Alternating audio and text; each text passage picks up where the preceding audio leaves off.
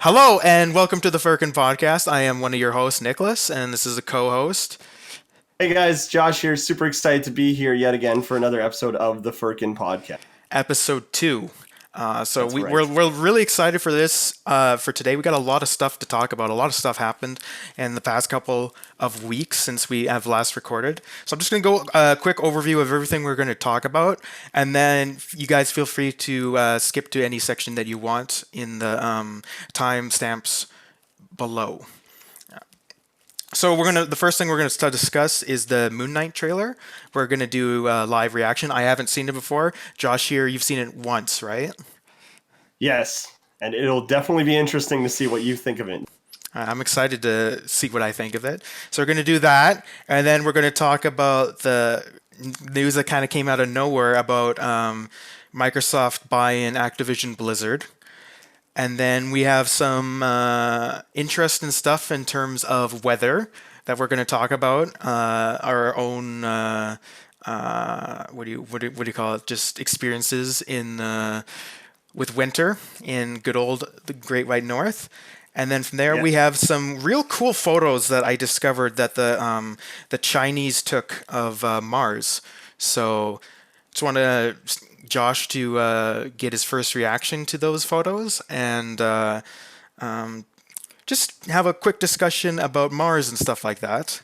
And then from there, we're going to talk about, which is right up my alley, the new Lord of the Rings, Rings of Power teaser trailer, and a bunch of information that I have collected from the grand old internet about that. And I will share a little bit of my Lord of the Rings nerdism when we talk about that. And then the last thing we're going to talk about is a more in-depth discussion of various movies and shows that will be coming out next year. I know we briefly talked about that in the previous episode, but this one I am actually Yeah. prepared, and I have a whole list of the ones that at least caught my attention. Yeah, That because there there's a is quite a lot. bit coming out this year, so Well, there's a it's lot. gonna be it's gonna be exciting for sure. I'm definitely interested to see more about the Mars stuff because space is always cool, especially in today's day and age with all the tech that can go into it. Yeah, I don't know. It's gonna be fun, and then yeah, you guys are gonna get maybe what Canada is like in the winter time. So, anyways, we're gonna dive right into it because I think we're the Moon Knight trailer reaction. So yeah, let's see what Nick is gonna think of his first watch through. Are you excited, Nick? I am. I know absolutely nothing about this, so I'm going completely blind into this trailer. So yeah, it'll be interesting to see Yeah. what the fuss is about. Well, I think the funny thing is that I'm gonna be my entire life before, so I feel like there's a bunch of people, including myself, that watch and were like, "Wow, I'm really confused because I know nothing about this dude going into it." So, have you heard of Moon Knight before, Nick? Nope. All No. that I'm All right. picturing with the Moon Knight though is what's that other night, like the beer night, Budweiser night? No, what is it? What is he? You know what I'm talking about? Like The Beer the Knight? no, he's like not, it's like some night for some commercial is what I'm just picturing from this. He's like blue as well, and he's like in a bunch of like Super Bowl commercials and stuff like that. Oh my Do you know what I'm gosh. talking about? Because I can't remember its name, but that's what I'm just picturing going into this is that, and it's driving me nuts that I can't remember that actually. To be honest, I can't think of it. Isn't it Budweiser night or something? I don't know. Should we look up here? It is the I'll Google it Budweiser right night. now. Yeah, it is the The Budweiser night. Budweiser night? Yeah, Okay, here yeah. I'm gonna look that Look up up right now. So look up the Budweiser night because the Budweiser night. that's what I'm picturing. All right, let's see what Nick's picturing right now because oh my. Oh, you mean the Bud Light guy? Okay, I The don't think Bud I've ever Light seen his guy. name before. You've never seen that Um, commercial? I'm gonna be honest. I don't think I've seen that commercial ever. What the But heck? I mean, that's interesting that you think that that could be what Moon Knight looks like. That's Well, just what I'm picturing. I can promise you, you're definitely going to be mildly surprised by what he actually looks like Oh, I'm because. sure. Great. Now when we're watching it, that's all I'm going to imagine. It's just the Bud Light trailer just running the show now at Marvel. Oh man. Yeah. Kevin Oh, Feige, if you're listening, that's the next suggestion is that there should be a spin-off for the Bud Light night. Oh my goodness. All right. Oh, So I'm dying. All right. So now we're gonna get into it. We're gonna take a look at this trailer, and yeah, you guys can watch, and we're gonna see how Nick's going to react to everything that we're about to see. So, oh yeah, that's Okay. true. Yeah, we're starting now. 5, 4, 3, 2, 1, go. It's not bad. Hello, and welcome to Staying Awake. I have a sleeping disorder. Welcome to Staying Awake. I can't tell the difference between my waking life and dreams. Hello, and welcome to Staying Awake. Looks a little crazy.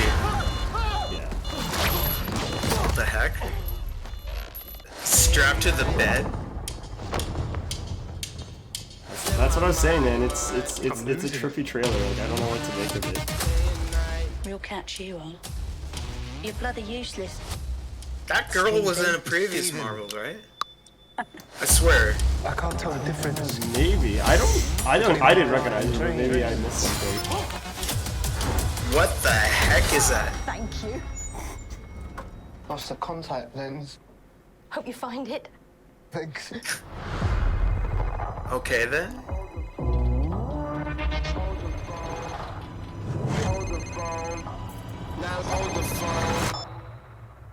Yeah. Oh my god, you're alive. What year is this? What's wrong with you, Mark? I'm pretty sure it's like Why did I'm you pretty call sure me it's Mark? current Must be very day. difficult. Is that after the snap? Yes, I believe everything now that's happening will be post snap. There's It chaos doesn't. in you. I don't think it ever explicitly says that. I think that's a safe bet. All over the world. It's like a split. Embrace the chaos. It's like a split personality. That's the vibe that I'm kind of getting, right? It's kind of like it's similar to like Hulk almost, where it's. Oh, you he's control not this the out Bud of it. Knight, damn it! No, He does look he's sick, not. though. He does look sick. Yeah. Interesting. Yeah, so that's the trailer. So, yeah, the best way I could talk about it is that's what I meant when I said that even though I'd seen it, it's still so ambiguous, which is a good like thing. that. Yeah, I like because that. I know the only other kind of like mention that they did do about it was in I believe in the Eternals they had a bit of a sneak peek look ahead thing that involved Moon Knight, but then it also involved the whole Blade thing. So, yeah, I'm going to be honest, like, I feel like we're entering, like, a really weird... It's definitely going to be an interesting realm of Marvel now, right? Because they've done Eternals, which is more, like, celestial beings and stuff, but now I feel like they're entering kind of, like, that weird magic zone with, like, Doctor Strange, Multiverse of Madness, Moon Knight, and then Blade, who fights vampires now. But, yeah, I don't know what to say about that. Like, it just looks like a dude that had, like, really bad insomnia at one point, but... Yeah, it's gonna be My trippy. theory is that like the insomnia is like the result of like the split personality thing. That he Yeah. doesn't remember the actions of like the Moon Knight that is like the split personality with him. It's kind of like Ghost, Yes. you know, like Ghost Riders like that too in a way, sort of. Yeah, no, I know. I'm trying to think. There are other like instances where they do that, where it's like the idea. That was the idea that they originally did with Hulk, right? Is that like when he first gets it, it's like he can't remember what happens. He just remembers like changing, and then after that, like Hulk's brain takes over. So then Bruce kind of forgets everything that happens until he starts to get like a little bit more in control of it. So yeah, I don't know. Like where he's supposed to tie in. I'm not sure if this is like maybe diving more into the world of Doctor Strange, because like Ethan Hawke's character looks kind of like that.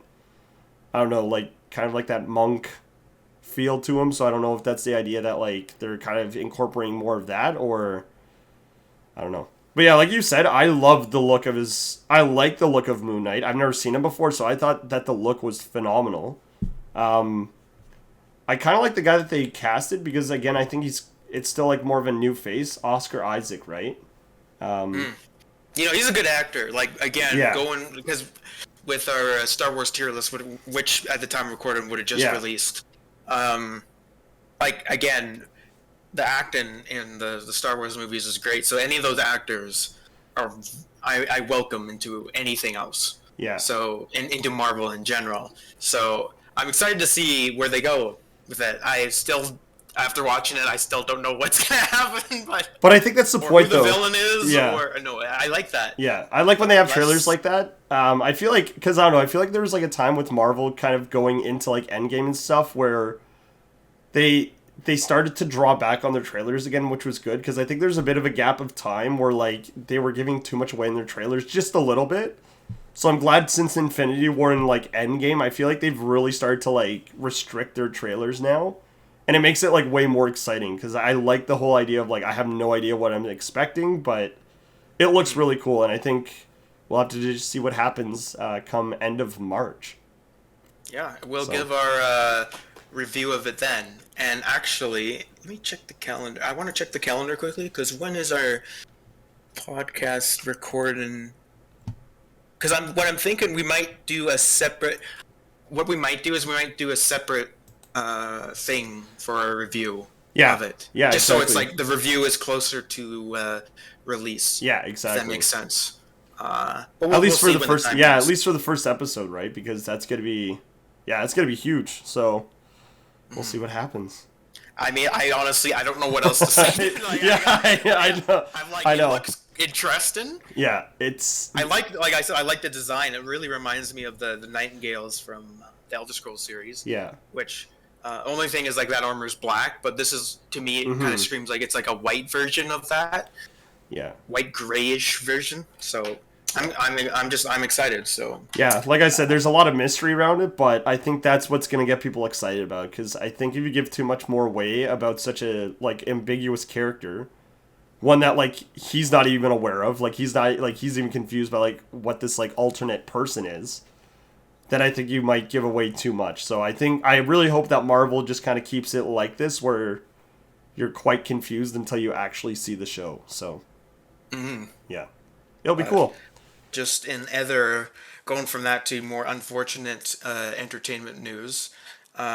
So unfortunately, as the time recording this, I think it was a couple days ago. For the Yeah. time recording this. Yeah. Unfortunately, Meat Loaf has passed away. Yeah, which is, yeah, I was a little shocked, but like I think, how old did they say he was again? Like it was somewhere in his, was he like 70 something? Let me see. 74.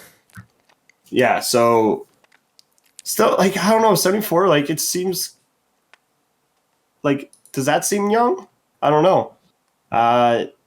It was definitely a bit of a shock though. So I think like that's why I think I was more surprised, because like he was like there wasn't any news about issues, stuff like that. He kind of just passed away. So yeah, I think that was a bit of a shock for the entire internet for sure when that kind of came up.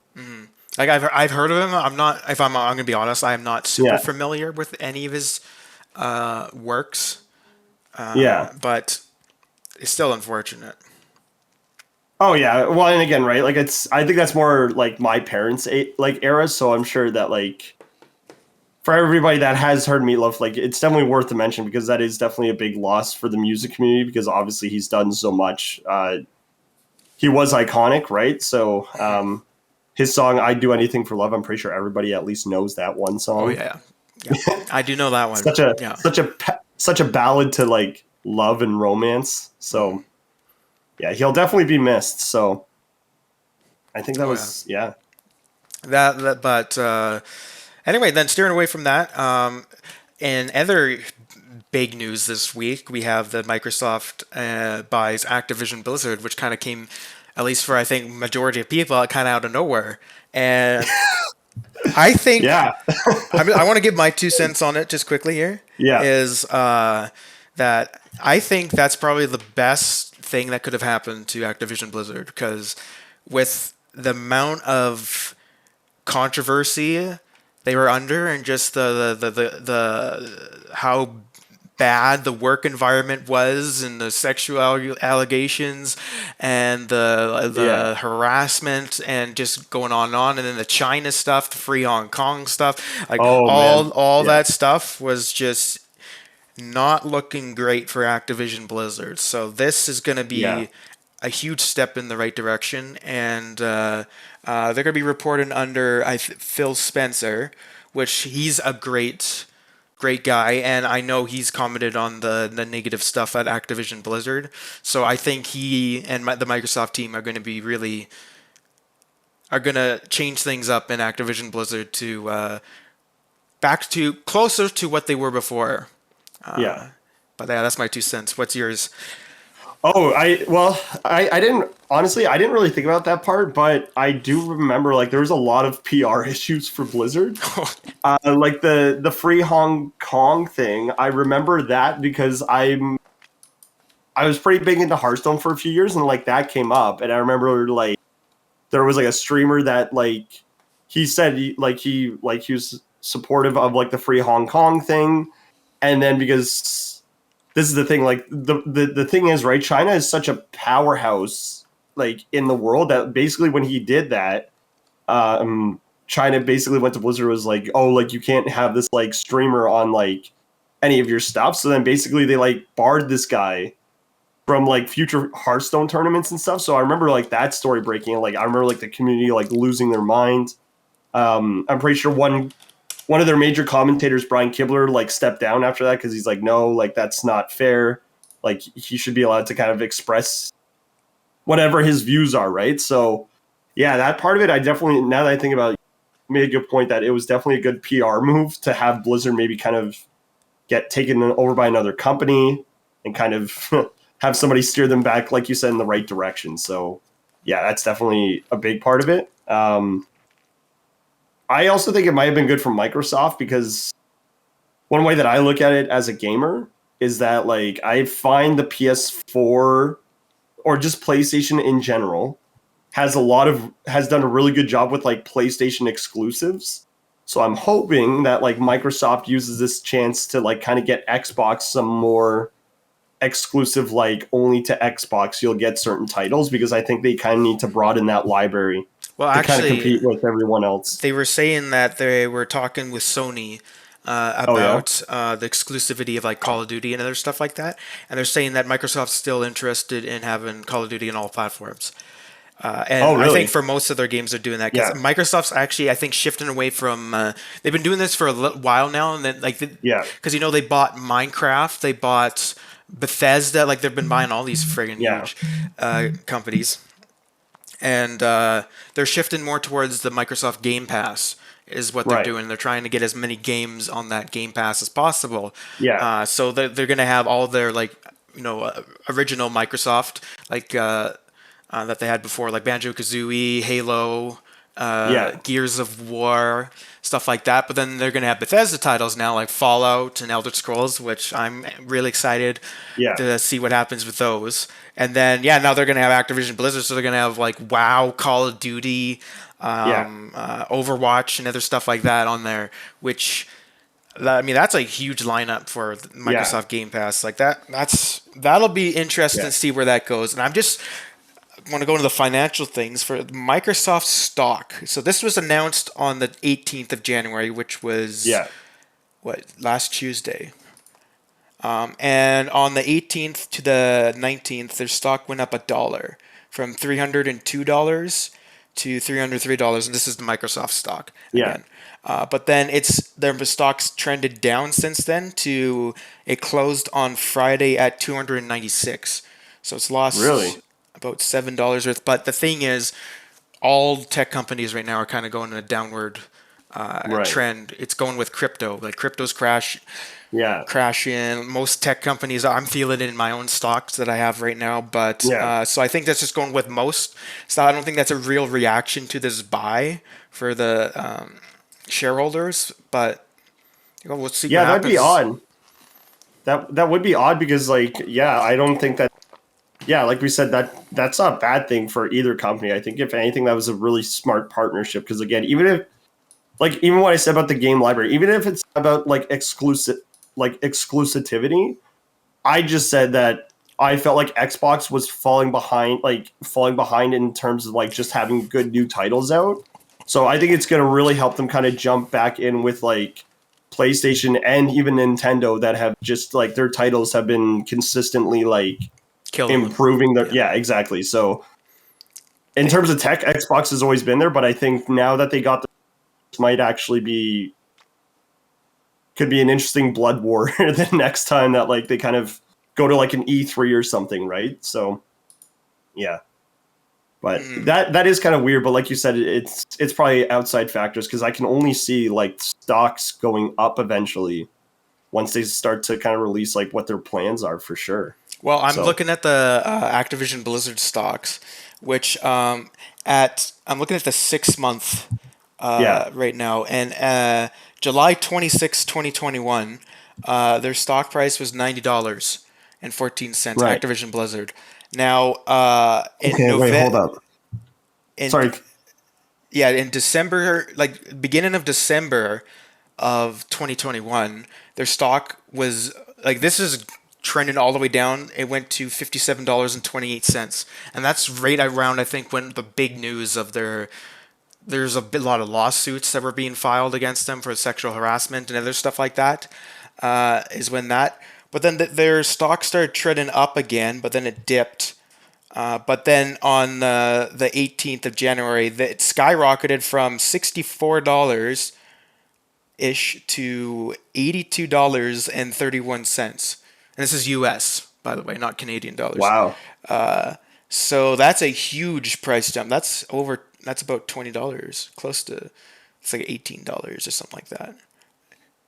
That's actually pretty good. Yeah, and it's been pretty stable since that announcement. Yeah. So again, I think that goes with what I think shareholders are thinking the same thing we are. You know, that's probably one of the best things that could have happened to Activision. Oh yeah, for sure.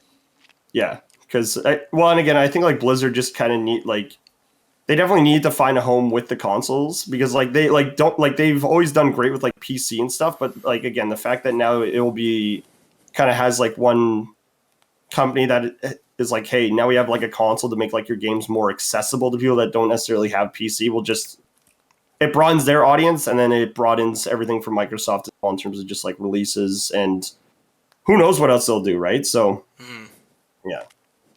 So That'll be yeah, it'll interesting. be interesting to see what happens with that.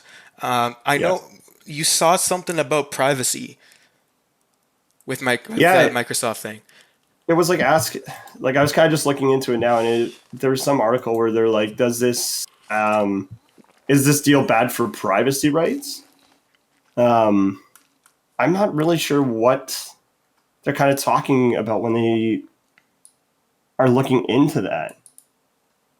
Well, it could be mean just like a company having too much power, too, related I think, to that. yeah. Because I think Microsoft now, I think even with all these acquisitions, they're still only the third biggest gaming company, which I think it's a China company, Yeah. Chinese, and let me look. I can't remember what they are actually. Top three. I think it's Sony and someone else. I think. Top three largest video game. Well, and they are saying too, investors certainly think that like Microsoft's looking strong because apparently Sony is also experiencing a pretty big drop in stock prices after the announcement. So I wonder, so it could, I don't know like how affected Sony's going to be, but like obviously people are concerned that it's going to get blown out of the water now that Microsoft owns such a huge part of the gaming market, right? Like, yeah, because like Microsoft, like it could arguably Microsoft Disney of the gaming market now, where they're owning everything, right? Because that's what happened. Yeah, like that was like that was the big thing, right? When Fox got bought out by Disney, people were like, "Oh my goodness!" Like Disney's this is getting monopoly like type power. Yeah, Which is I think a valid criticism of this. I mean, Microsoft. Yeah. I think with this acquisition, Microsoft with the Game Pass and stuff will probably likely overtake Sony for number two. But the thing is, like a lot of these companies don't have the same market as in China, for example. So Tencent is still the biggest in the world. But the thing about Tencent, which I think will lead to its downfall and Microsoft actually overtaking it eventually, is China's crackdown on video gaming. I don't know if you've heard anything about that. no, but like definitely like feel like you can. Okay, yeah, now. but China is really afraid of their youth flocking to video games. So what they've done is I think it's everyone under the age of 18 is limited to 1 hour a day of gaming, and that's it, even weekends. Really? Or it's either that or it's 1 hour only on the weekends and none during the week. It's one of those two. But anyway, it's something crazy like that, and they've been cracking hard on any companies that are selling video games within China Wow. and stuff like that, and really limiting that kind of stuff. So Yeah. so China as a market seems to be more on a downfall in terms of gaming. But then there's the emerging India market, which Right. as India develops more, that's like a 1.3 billion people market right there. Yeah. Like that's more people than the U.S., China- Europe, and Canada combined. Yeah.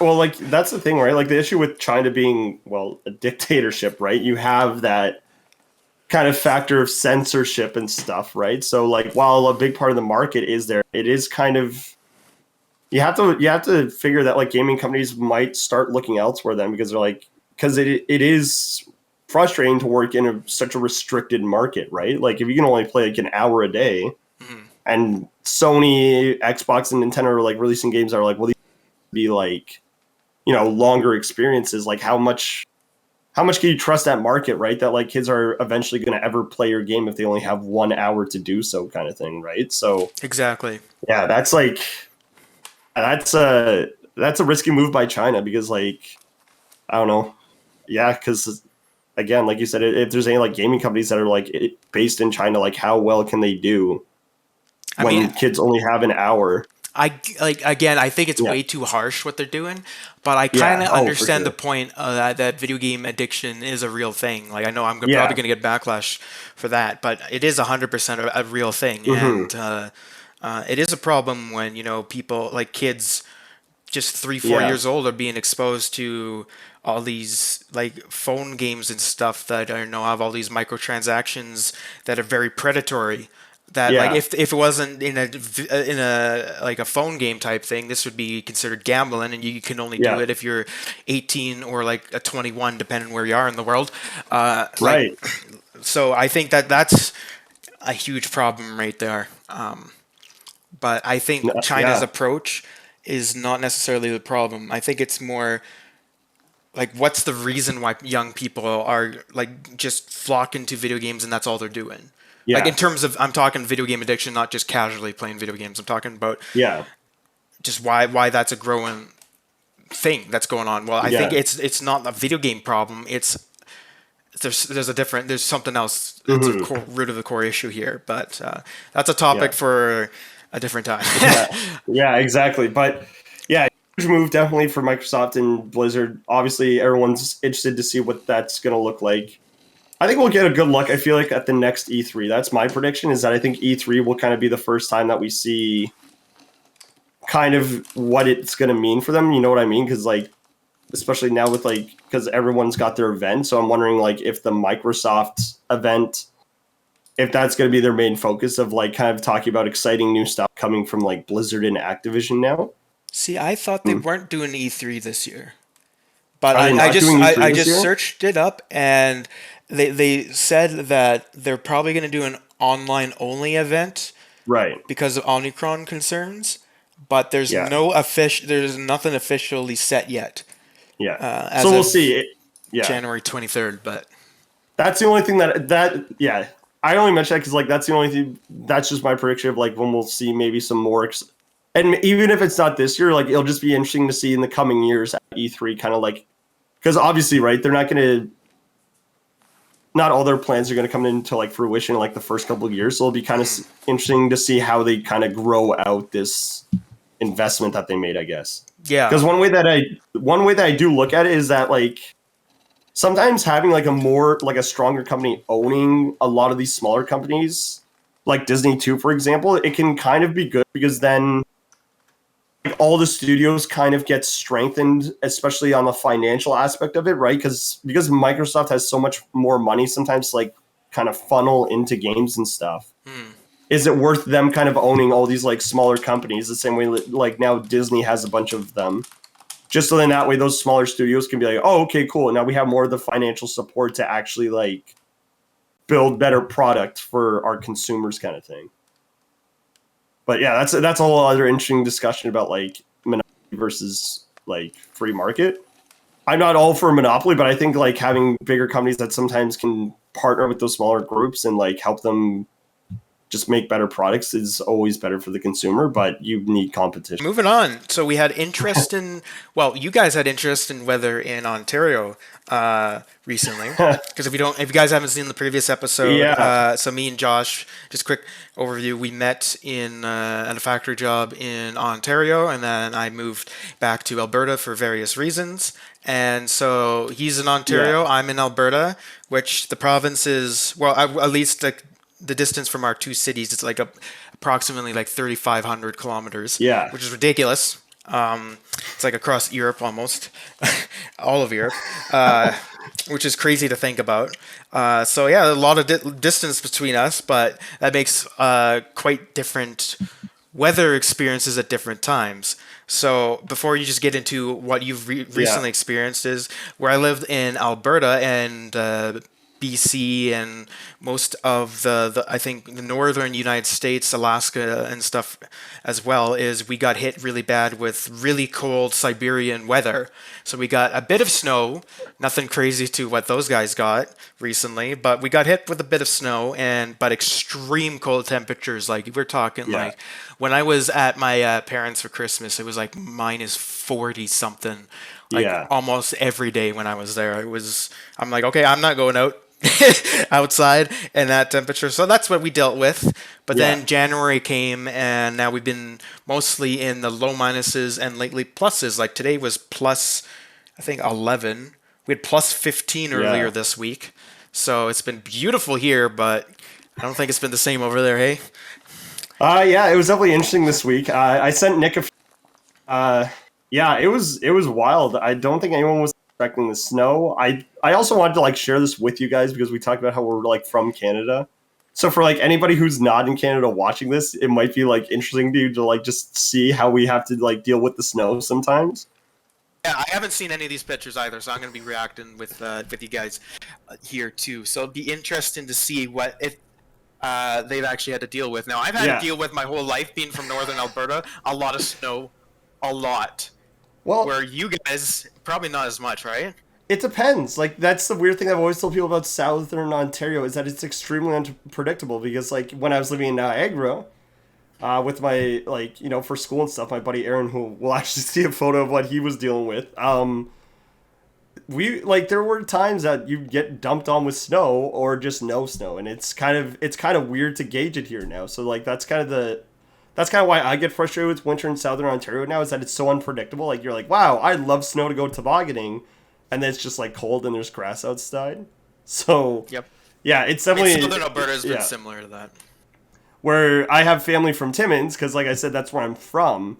Where like this is like it'll just like start in October, and they're just like, we just have snow now permanently until February. I'm like, wow, that's gotta be fun. So that's more or less. I guess I'll kind of start. Yeah, so we have like some. I think the funniest thing to watch is to see like our pets and our furry friends in the snow. So I think like Nik said, the first photo there is that I think it's of Bailey, right? Black Lab that you had open. Something like that. Yes. Yeah. Yeah. So looks adorable, by the way. I know. Such a dog person. So. But to ease you into it, he just went outside to use the bathroom, guys. Like, that's not like he went out for like a walk. It's like he went out for about like 2 minutes and came back inside. I love the way he looks. He's just looking. He's just like full of regret. He's like, "Why did you make me go outside?" Yeah. So this actually came from a girl that I've started seeing. So this is her dog. Yeah, this is her dog Bailey. Apparently he loves the snow, but I just think like I feel like that's a great photo now that I think about it to start with. That like you're probably thinking, oh, he was outside for a while. No, this is like she sent him out to go to the bathroom, came back, and he looks like part polar bear now because of what happened. I might get Nik to go through the photos, because then if you want, we can also look at my dog. She's a Cocker Spaniel Shih Tzu. You might have to like flick through them, but she had a much harder time out in the snow this week. Once you find it, I'll get to it. I'm just gonna stick with the original order here. Yeah. Okay. But that was Yeah. This is you, right, Josh? Oh yeah, that's right. Yeah, that's me next to a snowbank. So to give you guys an idea, I'm 6 foot, so I'm pretty tall. So if you're looking at like that snowbank, I mean, it's also behind me. It was huge. Like we had snow mounds like massive, because like Plows had to go through parking lots this weekend, literally just clear them to the ends. And yeah, but you know, I want to be a good Canadian, because then if you follow that photo with the next one, my big reason for even going out into the snow that day was in fact to go see a Tim Hortons. I'm not probably sure. one of the most Canadian photos I've ever seen. Yeah, The only thing that's missing from it is a moose. literally, which we don't You'll get be in good. Ontario. But yeah, that's the best way to think about it, is that like, I don't know, I always think about how like Britain, when they had like maybe like 2 or 3 centimeters of snow, they like called in the military because it was like an entire shutdown. But meanwhile, here in Canada, this is actually what we'll still do. It's just like, oh my goodness, there's so much snow outside. Guess And I'm the gonna go to schools Tim remain Hortons. open. I think schools were closed because I did see some Oh, for jokes. you. Yeah, I did see some funny jokes, right? Because like that's actually one funny like COVID thing, is that like they're just getting back to school that Monday, and so the joke was like that like Ontario government be like, all right, yeah, we're going back to school on Monday, and Mother Nature's like, nope, not today, and then just because like that landed on the Monday, so that was kind of funny. But then yeah, this next photo came to us from my friend Aaron, who gives us a better idea of like how deep the snow was. How tall is your friend? I mean, like, he's shorter, but I mean, like, the fact that, like, he's kind of just, like, chilling on the side of this snowbank kind of, like, gives an idea of, like, exactly, like, how deep it was. Like, it was... I think he said he was, That's like, crazy. up into it, like, thigh. Like, it was, like, thigh deep for him, like, when I texted him about it. So, I guess we'll give him a shout. So, yeah, that's my friend Aaron. He's actually... If you want to go check out his YouTube channel, that's Canadian Guy A, if you know who he is. Yes, I'm friends with him, so if you know him and you're watching his podcast, you're like, wow, celebrity stardom.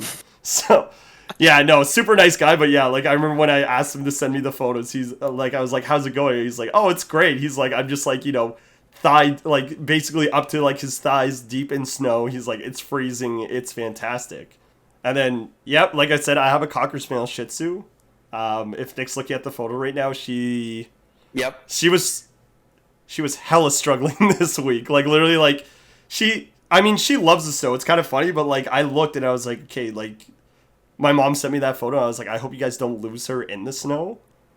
Because, like, and the thing is, like, she's female. So, like, going to the bathroom, she has to, like, squat. So I'm kind of, like, looking at, like, how did she do that this week when it's literally, like, up to her like, stomach? Yeah, I don't know. Life finds a way. yeah, literally. But I just thought that was funny because like she's probably like one of like the sizes of dogs that like was not built for this, and she's out there trekking like the rest of us. So Yeah. yeah. The last This is also a very Canadian picture in this next one right here. So I want to point out, in case you can't see it, and I'll even zoom in on the photo for you guys. This dude's got a 2x4 trying to like clear his car off, I guess. I don't know what's happening in the photo, but he's got like a 2x4 and he's just like unloading the snow. So I don't know, Nick, is that something that like you've seen before where like some guy has to use like a plank of wood to empty his car off? At the top of my head, I can't think of a time I have seen that, but I have seen some crazy stuff in my time. But I've Yeah. seen a lot of the crazy stuff in my time that I can't remember everything at the top of my head. Yeah. So, I just thought that was pretty wild.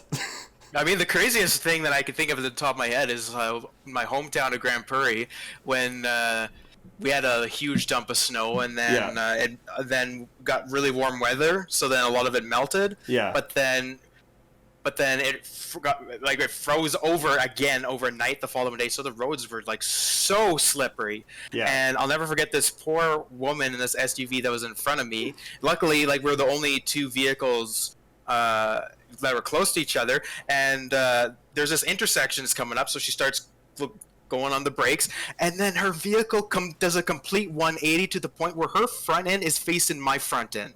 Oh my Luckily, God. I was able to stop in time. Yeah. I had winter tires at the time. I don't think she probably had all season.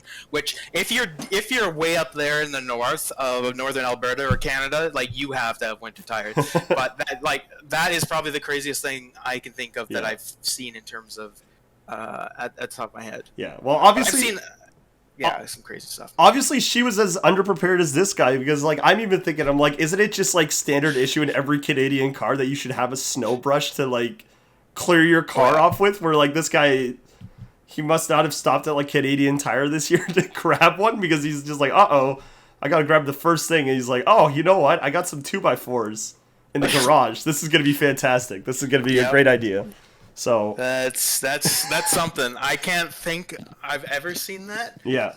But yeah, because I mean, I don't know if this is a Canadian thing or not, or like a northern Canadian thing. But I have my like a snow brush in my car all the time.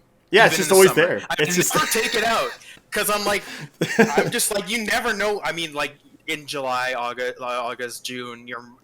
Actually, I have seen snow in June. What am I saying? And I've seen You've snow seen in snow in September. June? Oh yeah. No way. That I've was never years seen ago. that. That was years ago though. That I've definitely seen snow in June, but yeah. So like I just keep it in my car at all times because you just never know. You never know. And let that be a testament to like how crazy like Canada's winter can be. That can be that unpredictable. That I've never seen snow in June, but apparently Nick's just like, oh yeah, like it's come before, and I'm just thinking I was probably at the beach that day. Just enjoying the sun. Meanwhile, years before I met Nick, he's like out in the middle of like Grand Prairie. Shoveling the snow like this next picture that I'm looking at right now.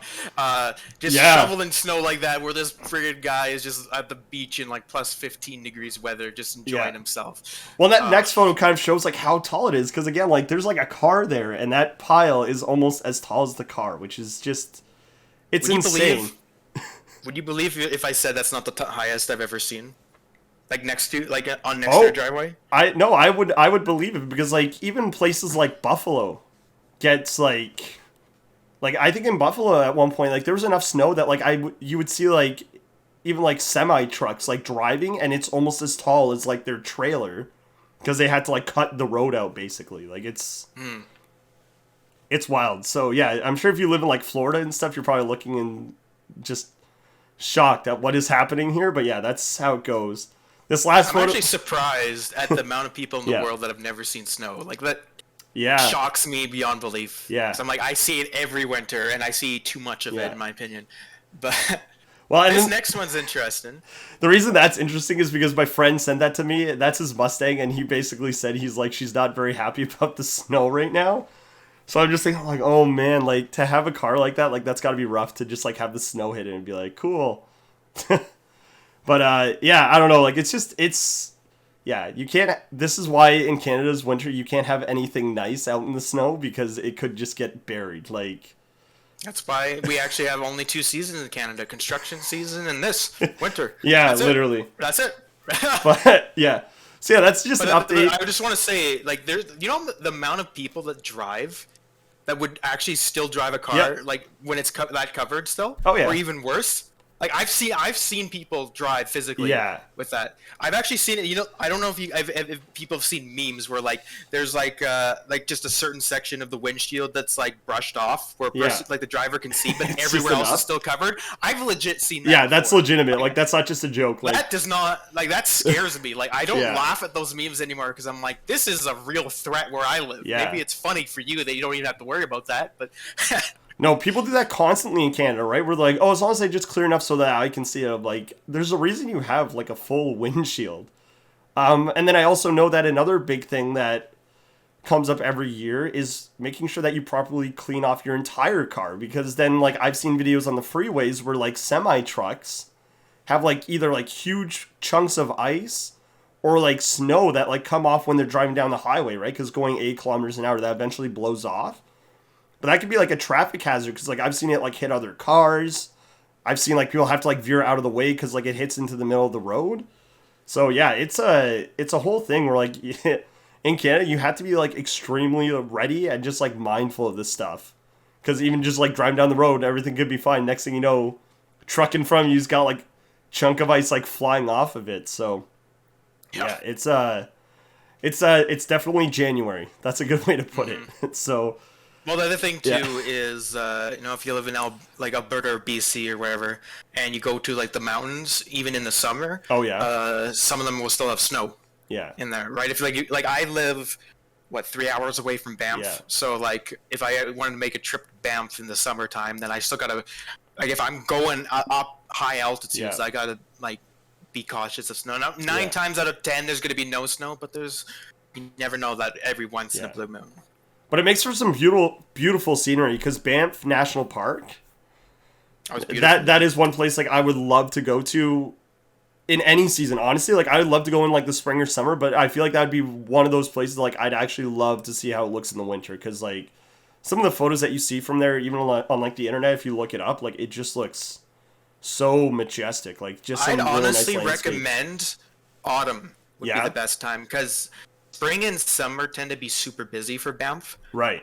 But autumn is more off season, but it's still like, again, with how Canada works, at Yeah. least Alberta, I think Canada wide is you never know what you're going to get in October or whatever. So like you could get a mix of winter and like summer like weather Yeah. there, right? So But again, absolutely beautiful. exactly. Like that's what I was gonna say is that like with a place like I don't know, it's just that's also something else to keep in mind with Canada is that's why as much as I want to travel internationally, I want to also just travel through Canada because there's so many like just beautiful parks or just wilderness around us because like it's almost everywhere still. It's definitely worth just traveling across and seeing the national parks because yeah, I have a friend who lives out in Alberta too. She lives in Edmonton and like some of the photos where she's like, yeah, we just drove like an hour today to go to this national park. I'm like, that's amazing. Like the fact that she's like, yeah, we just went for a quick drive to go to Banff. I was like, that must be nice because like then like the photos she'd take, I'm like, oh my goodness, like it's almost like poster card quality, right? Like it's just like it looks that nice there. Oh, it So, is, yeah. I mean, Yeah. that goes with everywhere too. Like, I really want to go the east coast of Canada. I've never been. Yeah. And I have wanted to for the longest time. Yeah. And one time I am definitely going to. I just Yeah. want to go to like Newfoundland and all that stuff. And we can tie that into like Yeah. personal stuff that we're kind of doing just quickly here. This is just Yeah. transfers right into with what I'm doing with GeoGuessr. Like Yeah. I've been on a huge GeoGuessr. What do you call it? Just Bit of a addiction, binge? I guess. Yeah. A binge, I guess. Yeah, is the proper word. And How's that? I just love it too because like you get to see all these cool, unique places that I'll probably never, unfortunately, get the chance to actually go physically to. But just it's so cool just to see the in person. Yeah. Of all these different places and stuff like that.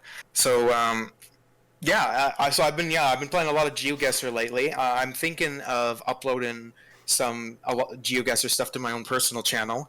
I just did another map quiz. I just filmed that earlier this week too, and I plan to upload that Yeah. to my personal channel. So maybe keep an eye out Yeah. for that on my personal channel. But yeah, like I said, I love geography and stuff, so I love testing myself at that. And right now, I'm doing this Explore Mode challenge. It's a classic mode where you gotta go to every country and then drops you randomly in this country, and you gotta like guess as close as possible to it. And my goal is to get at least a silver medal in every single country in the world. Oh, geez. And as of right now, I have done 8 countries. I have Yeah. 4 gold and 4 silver. I have gold in Canada, obviously. The United States, which is actually my Yeah. best. I'm actually only 400. No, I'm less than. Let me check. I want to check what my U.S. ranking is here. I have 30. I'm 37 points away from a perfect score in the United States. Wow. 37 points from 25,000. Like Wow. that's That's how much like- time you've been spending on it. That's that was multiple tries in the Right. United States though. That wasn't my first Yeah. rodeo with that. Canada was 24,769. Yeah. That's my next closest. So that one's pretty damn good too. Yeah. But anyway, so yeah, I have gold for those 2, and then I have gold in New Zealand, which I love that country. If I Yeah. could pick another country I would live in, it would be New Zealand, 100%. I visited it for a month in 2018, Yeah. and I loved everything about it. Yeah. And I 100% want to go back there. Not just because it was Middle Earth for me, which we'll get into later, but just it's so beautiful there and stuff like that. And then the other one was Germany, but the Germany one I had help from a friend who was kind of both of us doing that. So you can say that I'm kind of cheated, I guess, because I had someone else. We didn't use Google though. I have refused to use Google for any of these. But then I had silver in Australia, Norway, United Kingdom, and France. Oh wow! But I'm hoping to make that bigger as I go. Yeah. But yeah, that's what I've been doing for personal goals. That'd be something cool to try together. Like we might even, it'd be cool if like we tried playing together, maybe upload something here. But just, I guess like as a question, like I know what GeoGuessr is, but like because it's still kind of new to even like social media, Nick, do you want to like kind of explain me for some people who don't know what GeoGuessr is, kind of like what it is you do exactly with it and like kind of how it works? Okay. Yeah. Well, it's so GeoGuessr uses Google Street View, and the basic premise is there's all kinds of different modes you can do. Is it drops you in a random location in the world or a country or like whatever mode you're doing. So like if I'm doing Canada, it'll drop you a random location Canada, or like if you're doing the world in the worldwide, and with Google Street View, and then based on your surroundings and signs and stuff, you got to figure out where you are, and you want to guess as close as possible to where you are, and that you'll get a certain amount of points based on how close you are, with the max being 5,000, and one game of GeoGuessr is 5 rounds, so if you know that's 25,000 total points that you can possibly get. Right. So that's basically the whole premise of it. And yeah, I would definitely be down to play some GeoGuessr with you. The warning is I did play with one of my friends and I completely destroyed him, and he was like getting to the point where like this isn't fun anymore, like you're just kicking my butt. Just want to try because like we've played before, like we kind of did like a co-op one, but like I remember like it can be super confusing. Because I'm pretty sure the one time it dropped us out in like the middle of like a farm field, and I'm looking around and I'm like, how are you supposed to know where you are right now when like all you see is just like grass or a cornfield? You're just like, this could literally be like anywhere in the world right now. Although I know little tricks and stuff that even if you're in the middle of a farm field, I could maybe pinpoint to what continent you're on. Because like I'd be like, okay, so what direction are the shadows facing? So if depending on that, then you're in the northern hemisphere or the southern hemisphere. And then does the terrain look like? What do the roads look like? You know, like if the roads look American, then you're probably somewhere in the Americas. If they don't look like that, then you could be elsewhere. You're driving on the left. If you're driving on the left, then that really narrows it down. Well, that's still a lot of countries, but. Well, and even when we were playing, for people who don't know, like you can still like move around in that area. Like you can like move up the street, down the street, kind of like get your bearings of it. But yeah, it is interesting because like you do kind of have to use like just different stuff like that. Like even if like you see animals, you can be like, oh, okay, like that animal like prompts me to think it's somewhere here, or like then sometimes you might see. I know we'd always get excited when you'd see like a street sign because then you're like, oh my goodness, we can like see what language it is and then like figure out like from there. So yeah, it's I'll tell it's you, a lot of fun. Like Portuguese and Spanish, I have such a hard time differentiating between the two. Like I always get those two mixed up. But it's cool. Actually, I posted in our D&D Discord server memes picture of a jackrabbit that was seen in GeoGuessr.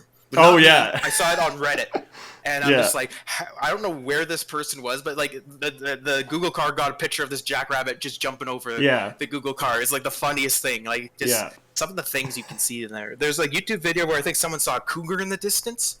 On there's all kinds of cool things that you can just see. Well, that's the funny thing, right? Because like these photos are just like taken. Like they're all candids, right? So like I've heard like you can see some pretty like wild stuff even on just like Google Maps sometimes. Like like I don't know if you ever heard about this one, but like I think there's like one where they had like an overhead that like it looked like some dude was like dumping a body or something. Like it was like, did you ever see like the news on Google or something? But something like that. There was something on like Google Maps where they're like if you found a specific location, it's like some dude like on a dock and it looks like he's.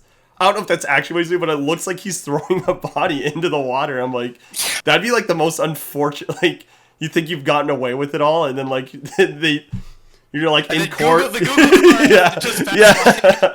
Yeah, so like I've heard something about Yeah. that. I haven't seen it, so I don't know how Yeah. credible it is. But but even like I know like even on The Office, it's pretty funny because like Dwight on like Dwight's farm, if you've ever seen it, he like runs like a bed and breakfast. But like in one of the interview clips, like in the show, he's like, "But don't look us up on Google Maps." And then like when Jim does it, you see like Dwight and his brother Mo's like seesawing outside of like in front of their house. So like he always directs people away from that. But it's pretty gosh. funny.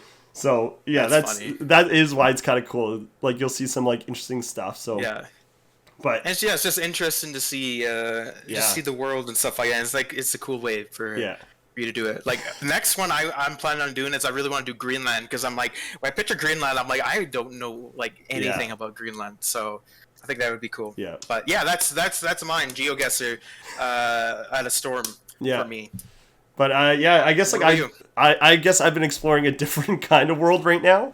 I know you're doing like the GeoGuessr challenge. I've been trying this new challenge for Pokemon.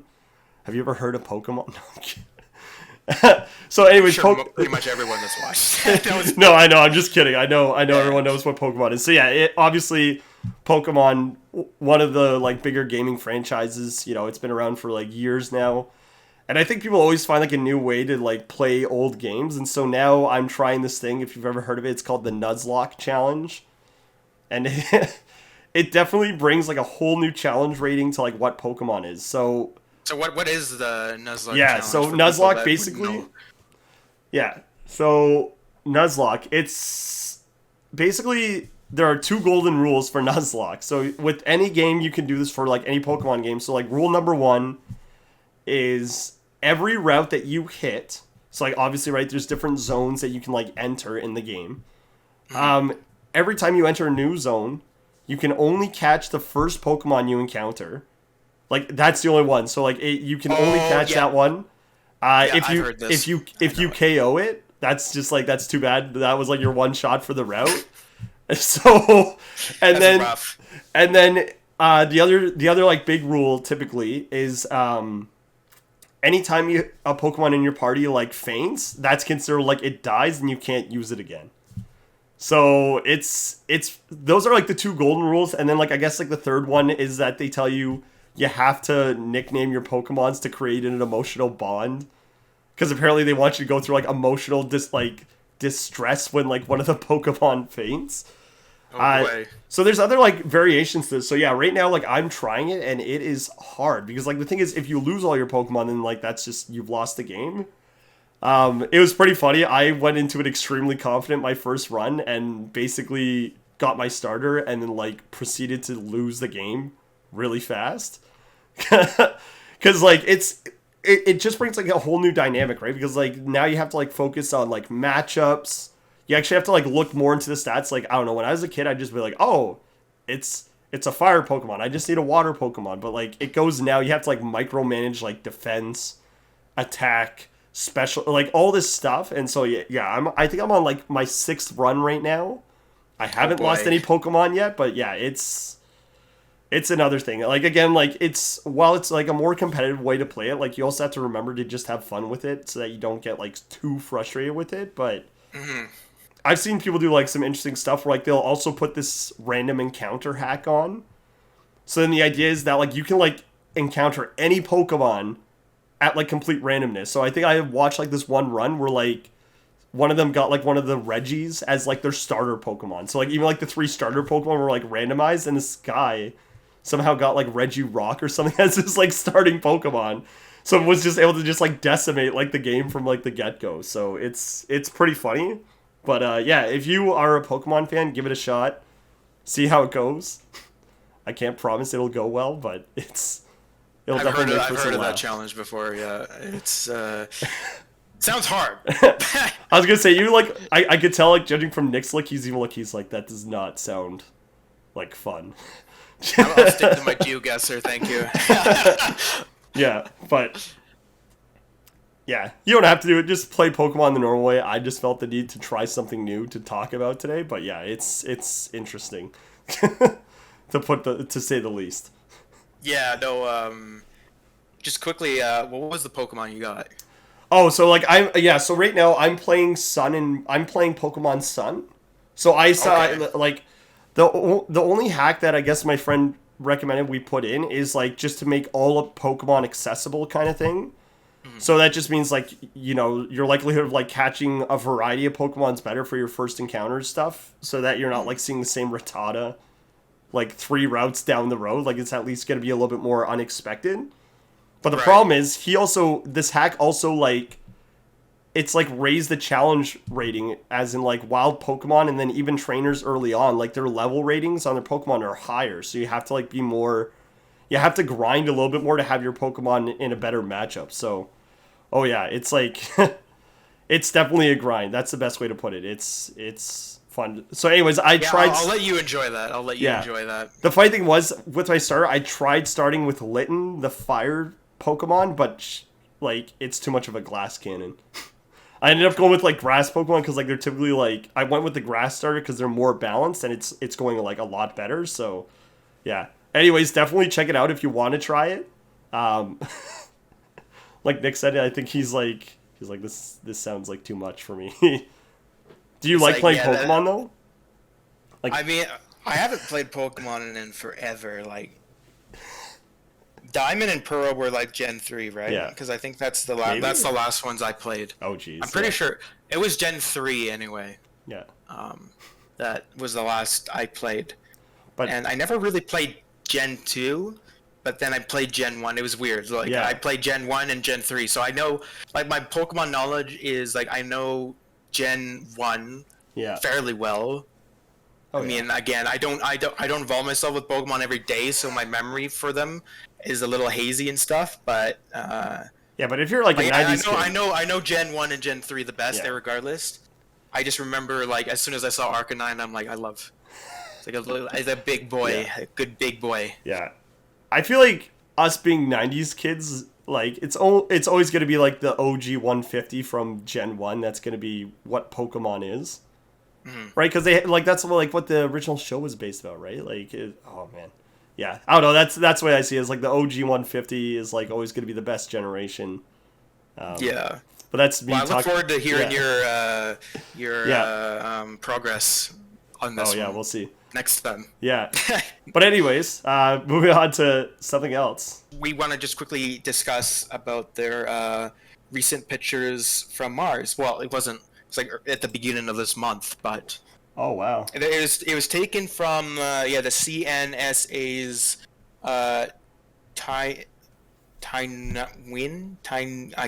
I'm probably butchering that name. Tynwin 1 Mars mission. Yeah.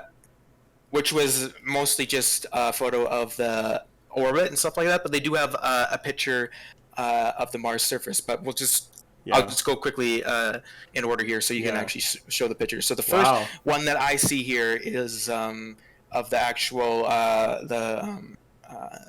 the Taiwan with the Yeah. Mars in the background, Yeah. and it looks. I don't know. I just when just seeing that, as a big fan of astronomy, it just looks surreal. And I think I forget the volcano's name in Mars, but I think that crater there might be it. Maybe it actually doesn't look like it's a mountain though, but it might be it. Because I'm pretty sure that is about what it looks like. It's big round, and it's like this mountain is taller than Mount Everest. Right. To give you an idea just how big it Wow. is. But I forget its name right now. And that is killing me. I'm gonna look that up really quickly. Mountain. Well, I'm just looking at these shots for the first time, and these are like really nice shots. Like, wow. The Olympus. The Olympus Mons is. That doesn't sound right though. That's the volcano we're seeing. Yeah, okay, it is the Olympus Mons. Okay, I thought it had a different name for some reason, but Olympus Mons is Yeah. I think that's it. I think. Don't quote me on that. Anyway, but that's the tallest mountain or volcano on Mars, irregardless. Olympus Mons. What is part of the name photo? Of it. What part of the photo is it in? Like, if we're kinda I'm looking at looking the very first photo. You see Yeah. where the crater is on the top left. Okay, the top left. Yeah. Yeah, that would Wow. be it. If that's what I'm thinking, because that's the right shape. of it anyway. But then this next one here is, I think, a picture of the rover leaving the satellite thing. Right. I'm having a brain fart. It's just them deploying. It's just deploying the rover right basically, now. Yeah. And again, it's another image of from the satellite to the planet below. Mm-hmm. And again, it's just cool seeing what Mars, the surface, looks like, and maybe one day. Well, I think one day, maybe even within this decade, people will be landing on that Mars, which is still surreal to me. Yeah. Oh, absolutely surreal. So you think by 20, like that's your prediction right now, is by 2030 you could see, if everything's still going according to plan, according to SpaceX's schedule, right? They'll have launched the first humans to Mars. Wow. And if that doesn't work, then I know the Chinese and NASA are planning in the 2030s to send people to Mars. So that'll be crazy. Yeah. I'm just excited to see. I know a lot of people complain about the billionaire race in space. Mm-hmm. That's funny, that rhymes. But I'm all for it. I think the more incentive for scientific discovery of other planets and stuff like that is great. I have no issues with it. Yeah. Like, yes, we should focus on Earth matters as well, but I think the discovery of other planets and, like Elon Musk says, becoming a multi-planet species is, I think, important and awesome for the discovery. Yeah. Now, I'm not trying to excuse any of these billionaires' behaviors whatsoever. I'm just talking about the scientific aspect of it. I'm not here to talk about that other stuff. Well, like I think people were more looking at like the whole like moon thing, but no, I don't know, the way that I see this, like I feel like we're entering like the new space race, right? Like back in like what, the 60s and 70s, the big race was to like get to the moon first. But the fact is, like, it seems like now this is kind of like the next, like, who's gonna get to Mars for, like, get the first person on Mars again. I think the more the race is that, but also I think the winner won't be determined into who can set a civilization on Mars first. Right. I think that's the goal, and I think that's awesome, because if we can get to the point where if we have civilization on Mars and Earth, that would just be like, then like sci-fi has become reality. Right, like interplanet travel. Yeah, like that's basically and then, like, what if we set up on Mars, then what's stopping us setting bases up on Moon, on like some of the moons of Jupiter and Saturn, like, you know, Titan and Europa, or then even Venus itself. None of those are out of the question too, and then even beyond the solar system, but that will be long after us. Yeah. But anyway, going to this next picture here, which I am not exactly sure what this is. I don't know if this is the rover landing. I don't think so. I think maybe that's it just entering the atmosphere. That's what I'm guessing, because like it's still like that still looks like a pretty vast Mars landscape, I think, from above. That's what I'm guessing, because then this last picture here is the actual Mars surface, which, funnily enough, when I walked in, I took this hike in New Zealand called the Tongariro Crossing, which is where Mordor basically is. It was actually filmed there. They have this one section called like the Mars Canyon or something like that, and it looks like the dirt there looks like this picture that we're seeing right now. Yeah. And it looks like that as far as like you're in a canyon, obviously, but like as far as you can see in this canyon, it looks like that. It's really surreal and cool. It's like the closest I think I will ever get to landing on the surface of Mars, personally. Yeah. But would you ever go? It's so probably not. No. I'll save that for other people. I mean, I think it would be cool if I could do a return trip, but. Yeah. If we don't have that technology, like if you're going there, it's a one-way trip. Type thing, right? So that's the thing, right? It is going to be similar to like almost like when guys like Christopher Columbus first kind of traveled the world, where like they kind of went with the intention of like, we're not coming back, we're going out to see what there is, and so I think they had the intention of coming back, but like, I guess like the difference is, well, they didn't really know what they're getting into. Yeah. Versus, I guess we don't know what we're getting into in terms of people being on there fully, but we have more of an idea what it could be, and we know Yeah. for a fact it's going to be a one-way trip as of our technology right now. Yeah, exactly. And so like I think like that'll be the interesting part is like it'll be big for whoever decides to go, right? Like they'll definitely be making history as like the first group to do that, right? And that'd definitely be a bit of a sacrifice to know that like once you go, like you're never coming back.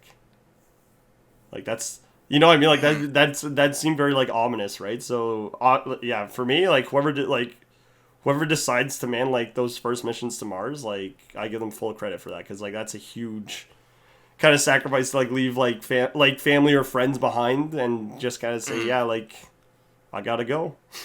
Yeah, plus if I didn't have the limited factors of like my diabetes and stuff, I'd probably be even more inclined to do it. Oh yeah. Just the sense of discovery and adventure of it, you know. I'm a very adventurous type person. So like when I'm going on holiday somewhere, I don't stay at the resort, I don't stay at the beach. I want to go out and do things, see things. I want to like explore the culture, the history, meet the locals. Go on hikes, whatever. Like, I take that stuff any day over staying at the beach the whole time. The most I could do, even when I was in Australia a month, like I was at the beach maybe like 2 days. Right. My entire time in Australia, which is known for their beaches, like to give you an idea. So like just that adventure calling. Yeah. I can understand, and I respect. I really respect the people that are willing to make that risk. Mm-hmm. All the power to them. They will be making history. Yeah, whether it's successful or not. Yep, they'll be cutting into like the new frontier, right? That's like we said, right? Because again, once it is the new frontier. Yeah, it'll be, and like you said, it will be one of those things that I think once we accomplish Mars, then like I think that'll only speed up the whole idea of just like interplanet travel. Because then, like that's been the next thing, and like not that they're already focusing on that, because they still have a lot of work to do with Mars. But you already hear scientists talking about like how interesting it would be to send people to the various moons of Jupiter, because those would be like apparently like those would kind of be like the next things to look at afterwards, because those are interesting in themselves, because like they vary. Like just like in terms of what each planet is like they're so uniquely different from each other, and I think like I don't know, that's why space is always cool. Europa and Titan are the two moons that look by far the most promising. Yeah, and I don't quote me on this, but I can't remember which one of those moons, or if it's both of them at the top of my head. I'll have to do more research on this, but that one of those like. There might be liquid water on one of those two. I guess might be on its core. I remember hearing something about that, and then and then both of them, pretty sure, have ice, frozen water on them. So it seems promising. Anyway, for that. And then there's a whole aspect. Maybe we'll touch more on this next time, because.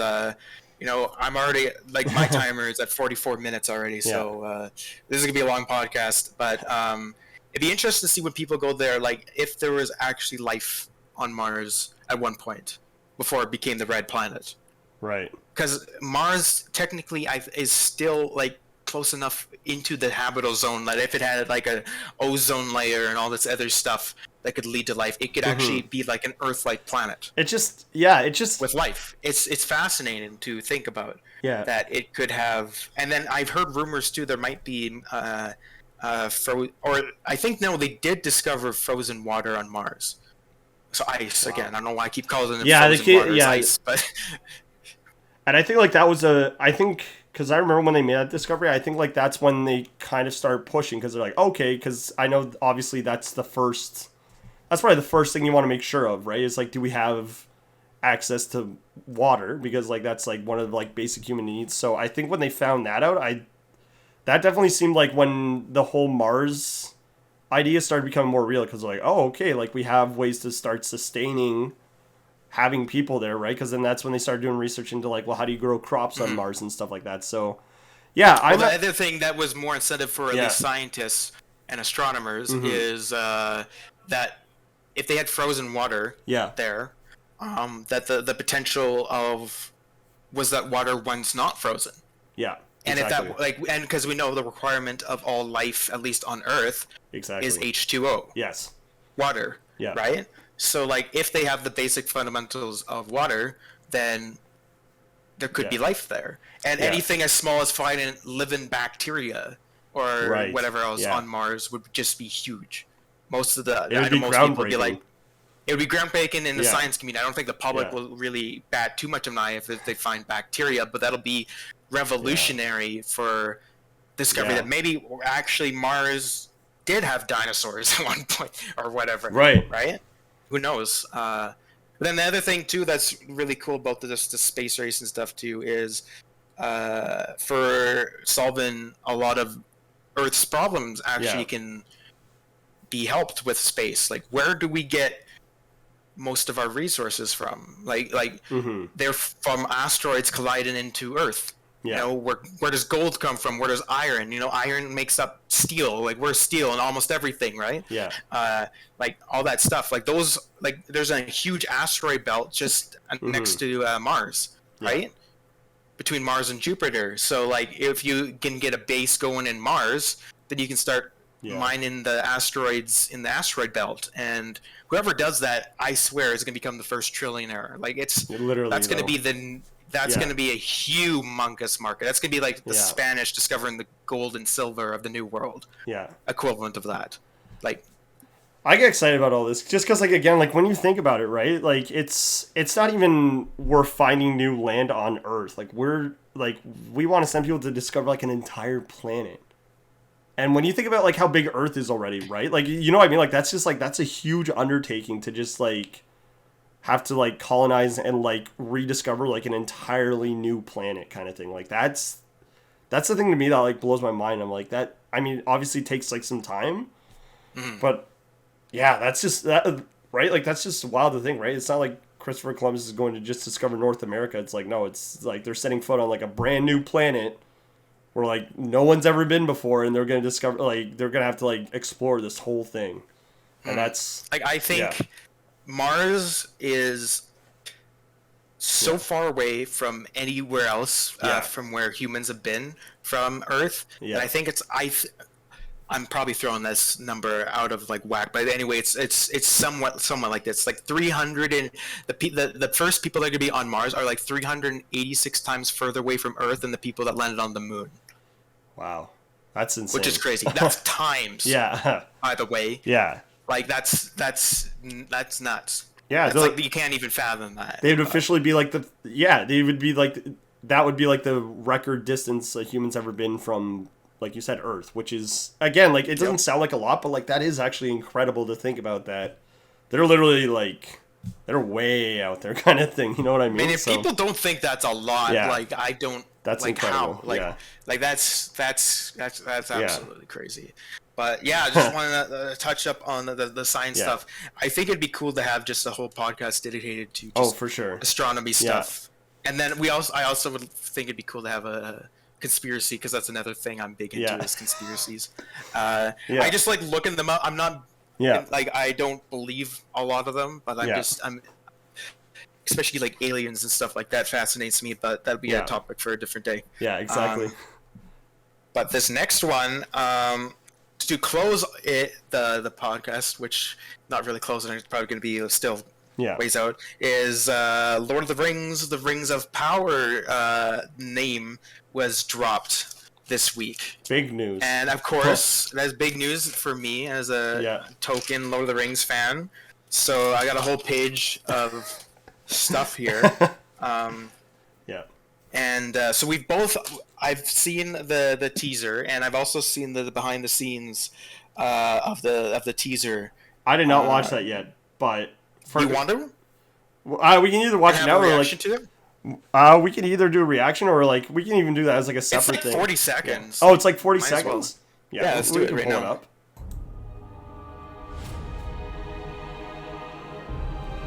Yeah, so like the visuals are just. Yeah. I think I saw a bit of this. I didn't watch the whole thing, so yeah, I saw like how they basically use like, actual. That's so cool. Yeah.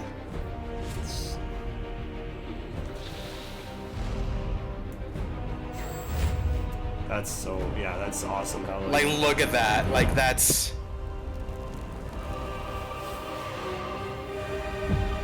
Oh, the music is bringing me... well, and Oh, I'm so hype. I have to leave it to, I don't know, I have to leave it to like Lord of the Rings. I love that they did this in Lord of the Rings fashion, where it was practical and not CGI. That's like, you know what I mean? Because like that was like the big thing with the originals, right? Is like how much of it was practical propping and stuff. So I love that was done. Just like we said, just it was a practical stunt, right? So I think that's so cool. I love that in the teaser they took the poem directly from the book. Directly from the books. Yeah. Quote for quote. It's 3 rings for the elven kings under the sky. Yeah. 7 to the dwarf lords in their halls of stone, and 9 for mortal men doomed to die, and so on and so forth. Like, it's gives me chills every time I hear that poem. Like, because again, you're talking about, I have all the books right here. I have the extended edition, like everything, and again, I don't know where to begin with this. I mean, I'll just say off the top, it seems like it's kind of like Moon Knight, where they super ambiguous still. Like don't get me wrong, like super cool, it gets you excited, but yeah, like doesn't really give like a lot away, which is kind of exciting. Well, I did the research, so I know. Oh yeah. I know more, so I'll get into that. Yeah. So I'll kind of take it from here, because again, this is my alley, and I did extensive research in this, because I'm like, I need to know as much as possible about this, because really before this teaser, I was kind of nervous for this Amazon Lord of the Rings. I thought it'd be like more like a corporate thing, or like whatever else, and like they would disavow the books and the movies, Peter Jackson's movies that have been done so well. But everything that I'm seeing like looks promising so far. Right. I'm like, again, I am genuinely actually probably more excited. This is probably the show I'm most excited for now. Yeah. Like at the beginning of this year it wasn't, but now it's definitely changed. Because the first thing I'm going to talk about, which goes into just what we reacted to, is they brought Howard Shore back to make the soundtrack for this. Where Howard Shore, he is the musician that made the original Lord of the Rings trilogy and The Hobbits, right, as well. And he's a phenomenal musician, and he made all the iconic soundtracks and all that stuff. So the fact they brought him back, is awesome. And then the fact too that was huge for me anyway is that they did majority of their filming in New Zealand. Also, just adds to the New Zealand being Middle Earth type thing. Because when I went to New Zealand, I'm like, this is so Middle Earth. There's like New Zealand is just so beautiful. I could go on about New Zealand, but I mean, like where else? I was just gonna say, I mean, like where it's kind of one of those things. Like where else do you shoot Lord of the Rings at this point? You know what I mean? Like you said, New Zealand. Like New Zealand's the only place now you can shoot Lord of the Rings, because like you're never gonna get that. You're never gonna get those scenics. Yeah, you're never gonna get those scenics anywhere else. So like I'll never forget when I went on Air New Zealand. When I was on Air New Zealand, flying from Vancouver to Auckland, New Zealand. Yeah. And for their because you know how like when like flights and stuff like that will have like their safety demonstration and stuff. They did it, but it was Middle Earth characters and like it was Middle Earth style, and I thought that was just so cool. And I'm just like, I knew that I was going to the right country. Like New Zealand is my top of my list of places to go to ever since I was a little kid and first watched Lord of the Rings, and I remember saying to my parents, "Is like I want to go there." Yeah, I will say really quick. The fact that I actually went there was. Brings tears to my eyes. Like I actually got tears in my eyes right now. Sorry, go ahead. I was just gonna say, I will say really quick. I've seen that video, so I think it's hilarious. Yeah, I think that's hilarious that like Elijah Wood, like that was just like one of his like random cameos, is that he's now in like a flight, a flight video for New Zealand. So I just love it. Like I love it's funny. I'll tell you right now. I don't know if you guys can tell. Like Lord of the Rings is probably. Arguably the show that means most, like the books show world means most to me. It's like it shaped me into who I am today. It's like to me it's like they're like experiences. They're not I this probably sounds cheesy, but they're they're not actually like movies that I watched or like Yeah. books that I read. Like they were to me more than that. Yeah. It was like a whole life almost like experience type thing. Yeah. When I had that. But the other thing that made me really like made me feel more promising about this is the show's rated TV-14, which Right. made me feel better because I was really afraid that they were going to take the Game of Thrones route and have all these unnecessary sex scenes and stuff like that, which Yeah. would give it like TV 18A or whatever the equivalent rating would be. And I was so nervous about that, and I'm so glad they didn't do that. I didn't want Game of Thrones type stuff in Middle Earth. To me, it's not it's not needed, not necessary Yeah. type thing. Absolutely. So I'm really glad with that.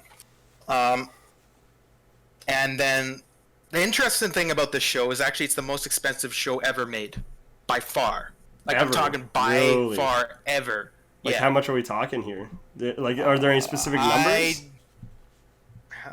I'd have to look that up. I mean, even if we don't know them, that's a pretty. Did Lord of the Rings I mean, like while you're looking up, like to me, like that's crazy because like for all like cost you make?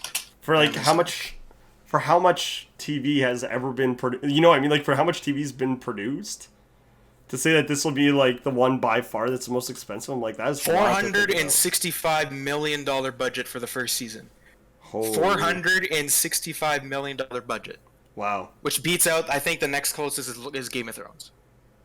Yeah, that's insane. Like, That's like that movie money at destroys it. that point. That's like movie money at that point. That's more than like movie. Yeah. Yeah, that's that's like wild. like I'm sure there's a couple movies that are more than that, but like not many. Like Yeah. 465 million. That's a lot. Yeah. That's how like $500 million worth. They're counting on this making some dough, for sure. Yeah, and I think the fact that Amazon got this as like an Amazon Prime, like that's gonna be serious for subscription, honestly, because like it's not like it's a show that's gonna be available to like everyone. It's like the fact that like Amazon landed that contract is huge. I mean, whoever Well, I got can that tell you- contract was gonna have a good time, like, but I'm going to tell you Yeah. right now, I don't have an Amazon Prime account, but I'm going to tell you 100% when September comes, I'm getting that Amazon Prime, Oh, whether yeah. I have to pay for it or not, to watch those Lord of the Rings episodes. Yeah. I don't know if they're going to release them weekly or all at once like Netflix does. In a way, I'm kind of hoping for the weekly, because then if it's weekly, then they'll give us a chance on the podcast to talk about it, maybe even... It's what Lord of the Rings, like this show would be one of those shows I want to watch it with friends. I think like Amazon, So- I will say as someone who uses Amazon, I'm not sure if they've ever done weekly releases, at least from anything that I've seen. Oh no, wait, no, that's not true. When I watched Invincible, that was a weekly release. So yeah, hopefully they do stick with that, because like, especially for a show like that, like I would love. As big as that, Yeah. I would prefer that, just Yeah. because then I like the idea of meeting up with your friends every Yeah. Sunday and watching this show casually type thing, Well, because it that's gives you something to look 100% what I'm forward going to to. do with this, no matter where I am. Yeah, it gives you something to look forward to, right? Yeah, so I hope we can actually do that, Josh or whoever Yeah. else would be interested in Have that. they- But that's a discussion.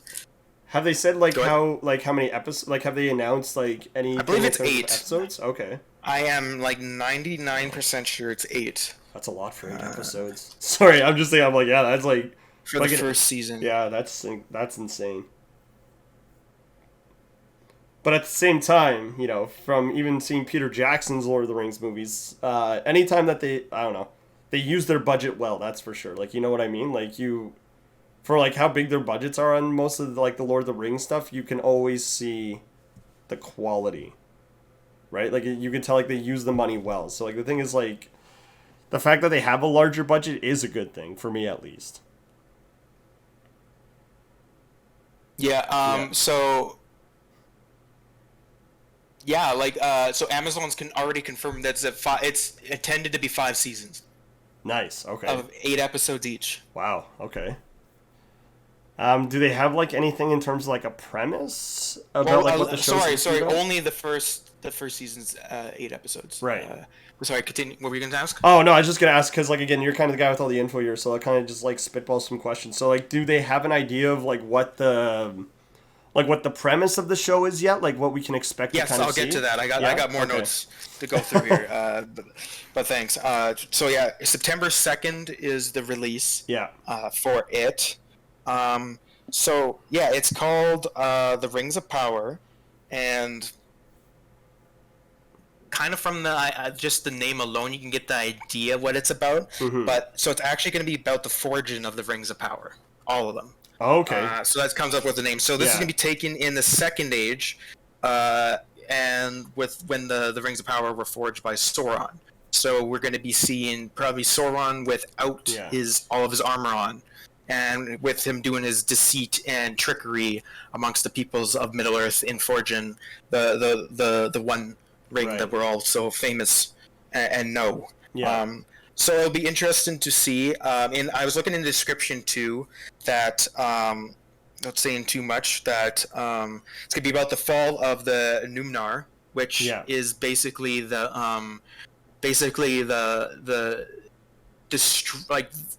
kingdom of men of the time. Like, you know, in Lord of the Rings, the movies that you've seen, Gondor is like the main human kingdom. It's like the Gondor is kind of like the descendants of the Numnar. In retrospect, like the kingdom of like Aragorn is a descendant of the Numnar. The Numnar basically the humans that live longer. Have you seen Lord of the Rings extended? Oh yeah, I've seen the extended stuff. Right.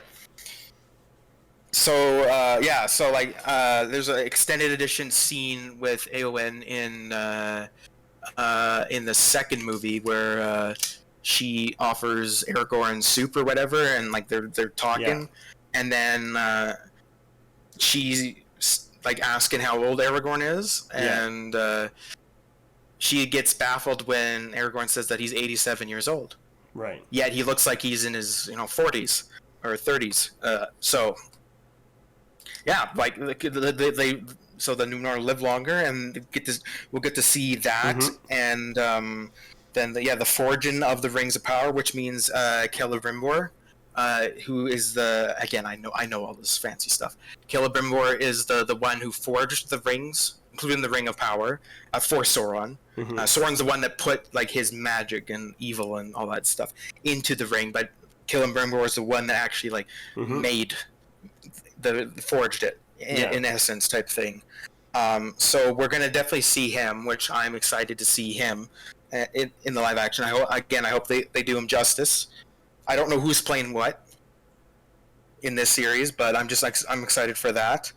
And then we see the transformation of the 9 rings of men to the ring wraiths, and then we're going to see the elves then put their rings of power into Haydn. And then we're also going to see I hope we're going to see what happened to the rings of power with the dwarves, because I can't remember at the top of my head. If I want to say they were taken by dragons, but I don't know. I don't remember, so I would like some confirmation on that, on what happens with that. It's probably somewhere in the Silmarillion, but we'll see. That's a long book to get into. But it'll be interesting to see, because we might see but we might see a different Gandalf in this. Because Gandalf is like an angel of sorts type thing, right, in this world, and Gandalf actually wields one of the rings of power, the Ring of Fire, I want to say. I think he wields, which most people generally don't know that. So it'll be interesting to see if they bring Gandalf. It seems like the whole thing is going to lead up to what we kind of see in the flashbacks at the very beginning of the Fellowship of the Ring, when we see like that big battle between the orcs and the last alliance of humans and elves. So it seems like that's kind of what we're going to be leaning up towards, is what I'm guessing. So that'll be really cool to see. So we might see Elrond. Galadriel is 100% confirmed to be in this. And that means we'll probably see Isildur as well, which Isildur is like the ancestor of Aragorn, and he's the one that keeps the ring after the defeat. He's the one that defeats Sauron initially, and then he keeps the ring. Becomes corrupted by it, and is Aragorn's ancestor. So it'll be absolutely sick to see all that stuff, and that's all I got Yeah. for that. So yeah, go ahead, ask your No, I questions. just my only other question was like, then can we maybe expect to see the return of any of the original cast, or do you think it probably not? I'm gonna say probably not. And if they, I mean, who would they bring back from the original cast? Like Yeah, like I know you mentioned maybe Gandalf, but that would be it. Yeah. But Ian McKellen's getting up there in age. Yeah. But like the thing is, like he is Gandalf, right? Yeah. Like I can't see anyone else being Gandalf, and obviously they can't, unfortunately, bring back. Why can't I remember his name? Jesus, this is bothering me. Saruman. Why can't I Right. remember? My God, Christopher Lee. oh Jeez, yeah, there we I go. can't Yeah, believe sorry, I forgot his I name. know I was even blanking for a can't- sec. I Yeah. can't believe I forgot his name. But yeah, unfortunately, they can't bring Yeah. Saruman's actor Christopher Lee back either. They could bring who plays Elrond again? This is gonna kill me. I'm terrible with names, No, and as it's soon as I okay. see this, I'm gonna Hugo Weaving. Jeez, Hugo Weaving, great actor. Yeah. They could bring back him. Yeah. They did not bring back Kate Blanchett for Galadriel, though. Unfortunately, that like I know for sure. Some other girl is playing Galadriel, which Galadriel's the one that is whoever the girl that's playing Galadriel is the one that's talking in the teaser about the this is the poem about the rings. But it'll be interesting to see though who they cast in, because I mean, obviously some people are always like, oh, well, I want to see my returning favorites or whatever, but it's like, yeah, but the thing is, if it's an origin story, like it's good to just get excited about like it's a brand new detached story. And I think that might be good because like I feel like for me, when it came to Star Wars, when they went with like the Mandalorian, I think that's why it did so well, was because they had a completely like detached story from everything else. So I think it's definitely worth getting Aspects excited of the about. others in Yeah. it too, so it feels Yes, like a cohesive world. Yeah. If that makes sense. Now I don't know what this Amazon series like. They could be just rebooting Lord of the Rings. I Yeah. hope to God they're not doing that. No. I just hope this is like what happened, and then like the Lord of the Rings movies as we know them. Yeah. Actually like happened when they did, and this is just however like what is it like 2,000-3,000 years something before the events of Lord of the Rings. Thousands of years before anyway. So like, but because there's thousands of years between them, there's so much room for just new stuff. And the thing is, Tolkien made such a rich world in terms of lore and world building and stuff. There's so much that you can do. Yeah, exactly. There's genuinely so much Yeah. that's packed there. And I just hope that this series does Tolkien justice, just like I think Peter Jackson did. I just hope. I have faith in it. I'm more optimistic now than I ever was. Yeah. For this series now. Yeah, because I remember even early, I think when it was announced, a lot of people were concerned it was turning into like kind of like this like money grab of like, oh, we should like just continue to try and profit off it. But I'm excited because like strictly again, like I do hope that is strictly just to world build, because like that's again like that's the fun thing with like the world of Star Wars, the world of Marvel, and like Lord of the Rings. Yeah, like you said, it's such an expansive area that it would Middle be cool. Earth, Middle Earth. Like it's just it'd just be exciting to just see like a brand new story, and it not have to be attached to like the original. Like you know what I mean, like directly. It could just be like here's another story to kind of broaden what Middle Earth is like. So yeah, should be cool. Yeah, I'm genuinely really excited here. So yeah, with that, I thought we would quickly go over list of other shows and movies that are also coming out in 2022. So I'm like, screw it, this is gonna be a long podcast. We might even reach the 2-hour limit on this one.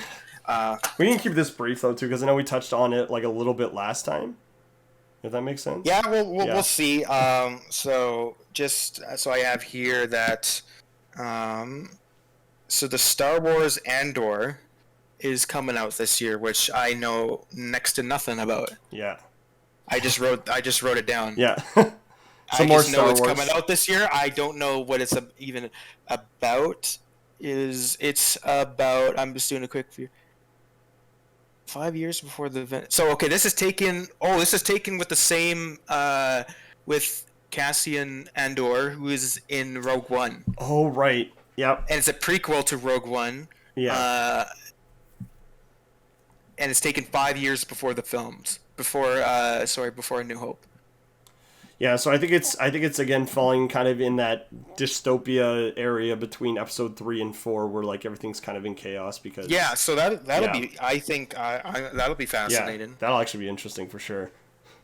That's an interesting premise. And then, interestingly enough, and I think about damn time, Walking Dead final season is coming out this year. Thank God. Yeah, I'm just like, about time. I used to watch The Walking Dead a lot. Then, Yeah. like, I think it was season 7 I stopped, and I just never picked it That back was up about since. the same time I stopped, and I was kind of okay with it. Yeah. Yep. Yeah, there's not much more to say So- on it, I guess. Just kind of, I'm Yep. glad it's finally ending. I think it went way too long. Felt like a bit of a money grab. Yeah, that I think went way too long. And interestingly enough, I didn't know this was coming out this year. I thought this was way in the future, but I guess it is 2022. This year is the Halo TV show is coming out later this year, which I completely forgot about really that. good. That could be really good or Yeah. terrible. I don't think it's going to be any in between. I completely forgot about that. Now, I want to kind of leave that one more ambiguous Yeah. because I am interested to see what they would do with it. Yeah. As a person that has played the Halo games and thinks that they have a Yeah. great campaign, I haven't played any of the new. Yeah. I haven't played Halo 4 on, but I did play Halo like 3, 2, Yeah. whatever. I do think And that'd be interesting. Yeah. I do think the interesting thing, obviously, everyone's going to be curious to know is who they're going to cast as Master Chief, right? Because, like, that's such an iconic character. Like, that's probably what people are looking forward to finding out is who do they cast. Or if he's even going to be in it. Yeah, Could that's just be in also the same true. world. Yep. Could just be another As the world building games. thing. So, yeah, we'll see. Yeah. I don't know enough. And then you haven't seen Game of Thrones, I think, right? No. Don't hate me, podcast. Like, don't hate me, viewers, but, like, yeah, I have not Well, watched Game of after Thrones. season 8, I have heard interest that. in Game of Thrones It's- has really dwindled, but the first Game of Thrones World additional TV show is coming out called House of the Dragon, Yeah. and it's about the Targaryens. That's Yeah. I want to say it's about Aegon's conquest of the Seven Kingdoms, but I'm not certain on that. And Yeah. that's another one of those that I'm interested to see what they will do with it. I guess interesting, somewhat, but I can tell you right now, my interest in thanks to Game of Thrones season 8 for just Game of Thrones in general has dwindled. But we'll see if it's good. Yeah. I'll definitely Yeah. I'll be talking about it on here. But I think eventually I will watch the original Game of Thrones just to like kind of catch up with it. But yeah, I will say that's kind of like the funny thing to watch as somebody who didn't watch it is all these years people being like, wow, it's so good, it's so good, it's so good. And then like the last season came out and I thought there was going to be bloodshed, man. Like the way that people were like going off on the internet, I was like, uh-oh, like. I've never seen it for such a show to get that big. Yeah. As big as Game of Thrones, where everyone's talking about it, pretty much everyone's watching it, so on and so forth. And then the season finale happens, and then no one talks about it anymore, except for maybe how bad it is every once in a while. Mm-hmm. Like, I've never seen a show that big just drop off the map. I wouldn't be surprised if this House of the Dragon doesn't do intent. I'm sure it'll do decent, but it won't do like superb. Yeah. So it'll be interesting to see what happens with that. But again, I would still recommend you to watch Game of Thrones. Oh, yeah. Again, I think the first 4 seasons are masterful, some of the best TV ever made. Season 5 goes a little downhill, but then and there's some moments in season 6 that are iffy, but the last few episodes of season 6 are phenomenal, and that's where canonically it ends for me. Yeah. It's like, okay, season 6, that's where it ended, done. It's a shame the show never got a conclusion, but whatever. I'd rather be left like that than That's why something bad. I think that's why people always need to remember when you're making TV and movies, as good as your beginning needs to be, like your end also needs to be just as good, because that's the last thing people are going to remember, right? Like, yeah, that is always going to be the last thing people remember, and so, yeah, I think the important thing is the end just doesn't have to be bad. or terrible. It needs Like even to- if you yeah. have like a decent ending, a mediocre ending, Yeah. but the rest of it is like phenomenal, it won't take Yeah. it away. If you have like even if you have an awful ending, Yeah, it that's can- like the one part you just can't screw up. Like if you Yeah. screw up the ending, then almost like the whole show, movie, it whatever, was for nothing. just is like it feels Yeah. like it was for nothing Yeah. type thing, which is sadly to say Yeah. almost what Game of Thrones feels like Yeah. in a lot of ways. Anyways, but what else? anyway. Yeah. So the Witcher spin-off series called The Witcher Blood Origin is Yeah. coming out, and this is also taken, I think, few hundred or a few thousand years before Geralt of Rivia and the show, Mhm. and it's about the elves. That's Right. the furthest extent I know about it. I heard it's kind of like an origin story for like how Witchers become to be. I think that's what I've heard. I think it's something Actually, about that. no, you're right, Yeah. and it's like the introduction to the like the monsters Yeah. and stuff like that. So that'll be cool. It'll Yeah. be interesting to say. I can personally think of, since I've played the games and I have some book knowledge of Yeah. many other things that could be more interesting, but Yeah. we'll see. I think it'll be cool. You never know. I find the things with like the lower expectations always seem to be the better things. Like right now, the only thing that I feel like could be a bust could be the Game of Thrones one, simply because of like how bad it ended. They might not get like a lot of like returning fans, but I don't know. Yeah, like the Witcher one, like I'm not like, I don't know. I'm not like super excited about it, but again, like sometimes those are the ones that surprise me. So yeah, we'll see. I'll be interested to check it Yeah. out. And then one that I actually didn't even know was even a thing, but as someone who has played the games and stuff like that, I'm interested to see with all, it's Yeah. interesting to see all these video game TV shows coming out this year. But a Resident Evil TV series is coming out this year, which I'm like, I'm actually kind of, I know nothing about it. Yeah. So, but it's piqued my interest. Yeah. So I am interested to see. Actually, Speaking of video games, yeah, I can't believe I didn't even think about this until now, but like Uncharted with Tom Holland. yes, I was going to get to that. I just wanted Sorry to go like over the look TV ahead. series, Yeah. the TV series quickly. Yeah. Before that. Yeah. But okay, so the TV series seems like it's called Infinite Darkness or something like that. Mhm. Oh no, that's something else. No, it is Infinite Darkness. No, it's not Infinite Darkness. Never mind. I'm crazy. That's something else. So it's just taken years after the discovery of the T virus. I don't know who. I don't think Jill Valentine or any of the video game characters are going to be in it, but it'll be interesting to see what they do with that. Yeah. It's piqued my interest. And then the last thing I want to talk about is, as of right now, Mandalorian Season 3 is still confirmed. Oh, it is this year. confirmed for this year. Okay, because I know when I mentioned it, it was kind of like rumored, but it does sound, yeah, that it is set in stone. That it's probably going to be like what, closer to Christmas at this. I'm guessing. That's That's what really, they have right now. Yeah. So.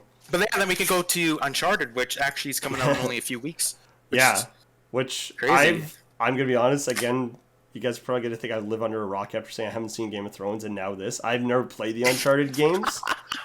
I know of the games. I never played them, but I don't know. I'm just excited. I'm a big Tom Holland fan, so I'm always excited now to like watch his projects outside of just Spider-Man, because like he's having the time of his life right now. He's playing a superhero. He's playing in a video game movie. Like, kid's living in like He's his on like top of early the world, 20s. yeah. Yeah, exactly.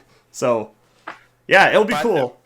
I mean, I am, and like I love Tom Holland too, but I just don't picture him as Nathan Drake. Like, to me, he looks nothing like him. Like, so Yeah. I don't know. Apparently, it's supposed to be. I don't know how I feel about Yeah. it. I know one of my in our D&D group, one of our members is really excited for it. We'll see. Yeah. I'm All I know. cautiously optimistic about it. I Yeah. don't know I think that's the best term for how I feel about it. Yeah, all I know is it's supposed to be a younger Nathan Drake. And again, I guess for me, because like I've never played the games, I can just get excited about it as like it's gonna be a really good action movie. Like, you know what I mean? So like again, because I don't have like any bar to compare it to, I might just watch and be like, "Wow, that was awesome." Where video game fans might get angry if something goes wrong. Yeah, I mean, I'm we'll also see. I'm also interested to see. I don't know. I don't think Tom Holland and like Mark Wahlberg have worked on anything together. So like that's always exciting to me when it's like a new like combination of actors. So I'm kind of interested to see like how that goes as well. Kind of see like what the Yeah, I mean, it'll chemistry's be like. interesting to see for sure. Yeah. No, I Yeah. like we'll see. Maybe this will be like the best video game movie adaptation we've seen thus far. It's not the best video game adaptation ever. That definitely goes to Arcane. I don't see that beating Arcane at all. But From now on, Nick's But- just gonna find any reason to plug Arcane every episode. just expect Arcane, Lord of the Rings, and GeoGuessr somehow talked about in every episode. From Eventually, now our episodes are gonna be sponsored by Arcane. Just on. Yeah, by Riot. yeah, Riot Games. yeah, that's right. So, I mean, it'll be interesting to see. And then only a few weeks after that is the Batman, which we did Yeah. discuss before. So I'm just going to quickly gloss Yeah. over that one. But we're both excited for that. If you want more, we talked about it in our last podcast. Yep. And then something that caught my attention when I was looking it up was the Lost City adventure. It's an adventure show that's like the Journey to the Center of the Earth. If you know that, and I actually liked the Journey to the Center of the Earth. I thought it was a fun action movie too. Yeah. It'd be similar to Uncharted in a lot of ways. So, I've never heard of this It'll be one, s- to be honest. and it has Daniel Radcliffe, Channing Tatum, Sandra Bullock, Brad Pitt, etc. Like, that has a phenomenal cast. How did so I it'd be not hear about interesting this movie? Sorry, I'm just, like, Yeah, it's you can Google it. Like, I mean, it looks interesting. I am again cautiously optimistic for it. I'm not expecting anything super crazy with it. I'm just expecting a fun, adventure movie with it. yeah, But Oh. like you said, it has a very interesting group of a cast. So which is why again I'm quite surprised that I didn't hear of it. That's wild. yeah, so it'll be fascinating to see what happens with it. Yeah, I know. If we haven't mentioned, like, I'll mention this one really quickly too. Like, now that I think about it, the Super Mario Bros. Movie, doesn't that come out this Christmas? I think they're playing Yeah, this. Yeah. I was gonna get to that Yeah. later on because I'm going by Yeah. order of release for this Oh, year. okay, But yeah. we can talk about the Super Yeah. Mario Bros. One. Because we're talking about the yeah, we video just- game movies, right? Sure. that one's yeah, gonna like be cool. I don't know what to expect from that because when I saw that announcement, it was like the weirdest cast ever to me. Like, I'm just Yeah. like, Yeah. what? Yeah, in the Jack Black. world? Jack Black as Bowser. They have Chris Pratt as Mario. Which actually, I think that is phenomenal. Yeah. Like, I'm a huge Bowser fan. He's probably my Yeah. favorite. With Luigi, he's probably my favorite Mario character. And Yeah. I think Jack Black's gonna kill it as that.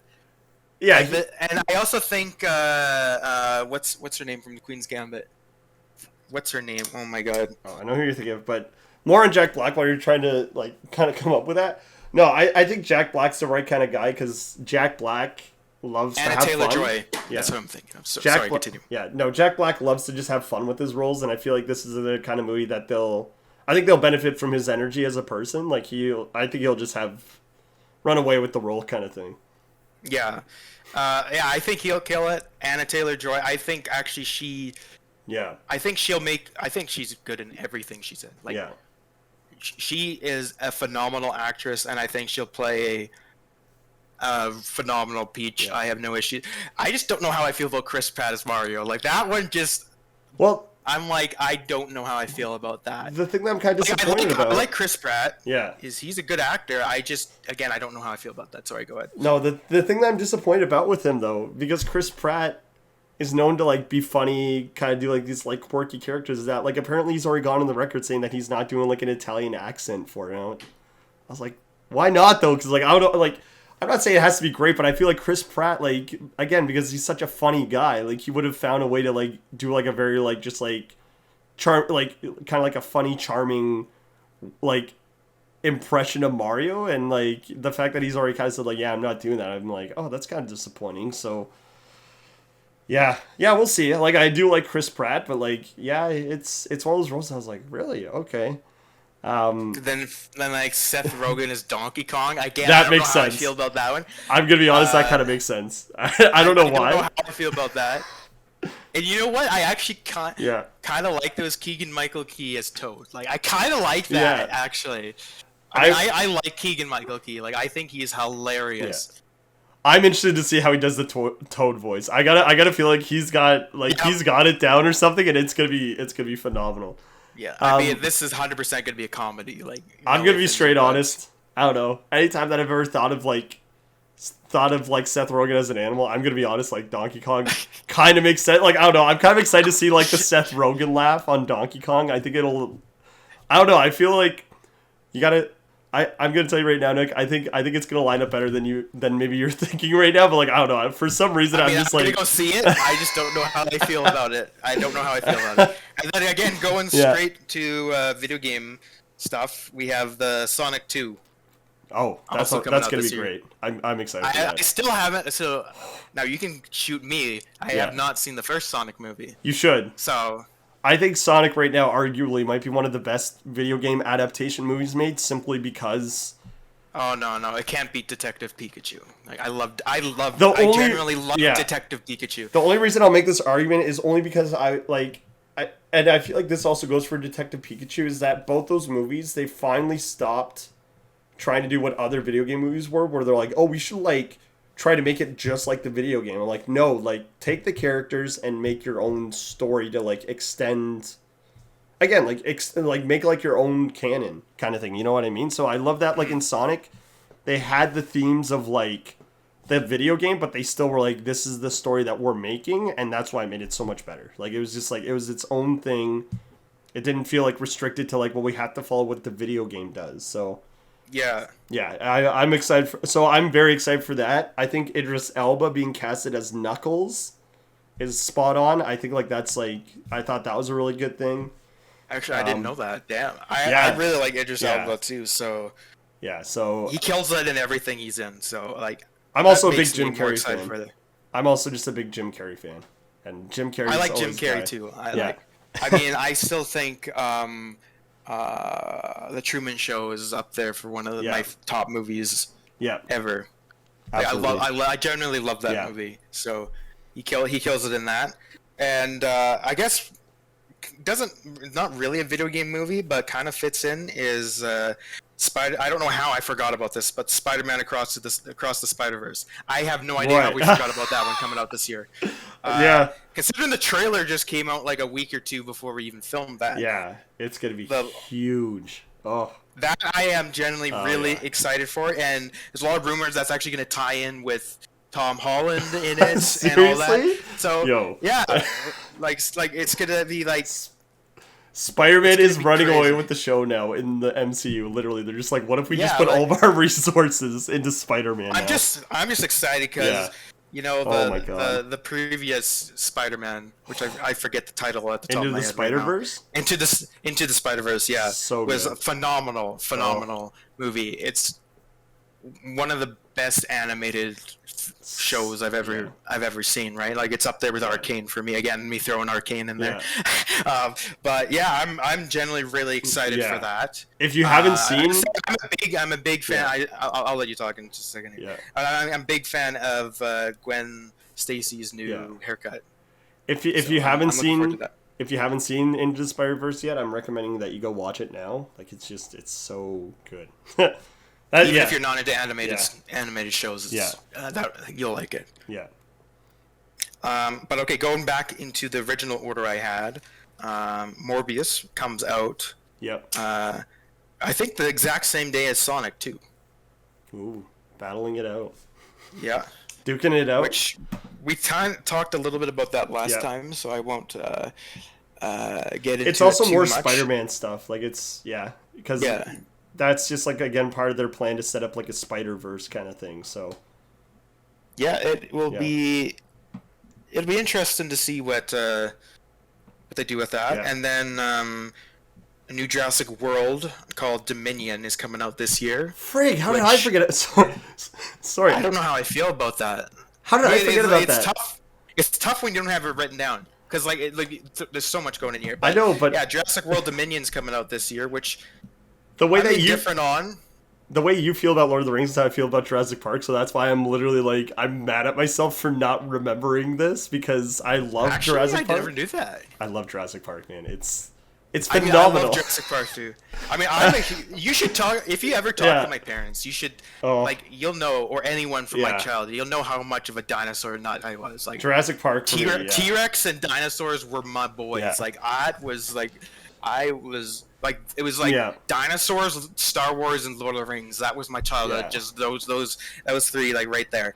Oh, yeah. So Jurassic Park, I loved it, especially just because like as I got older, I loved it more because like as I got more into like production and stuff, just learning about like how much work they put into Jurassic Park is insane. Because like oh yeah. arguably like the CGI for it back in like the 90s and stuff is still competitive with like CGI today. Like it's just Yeah.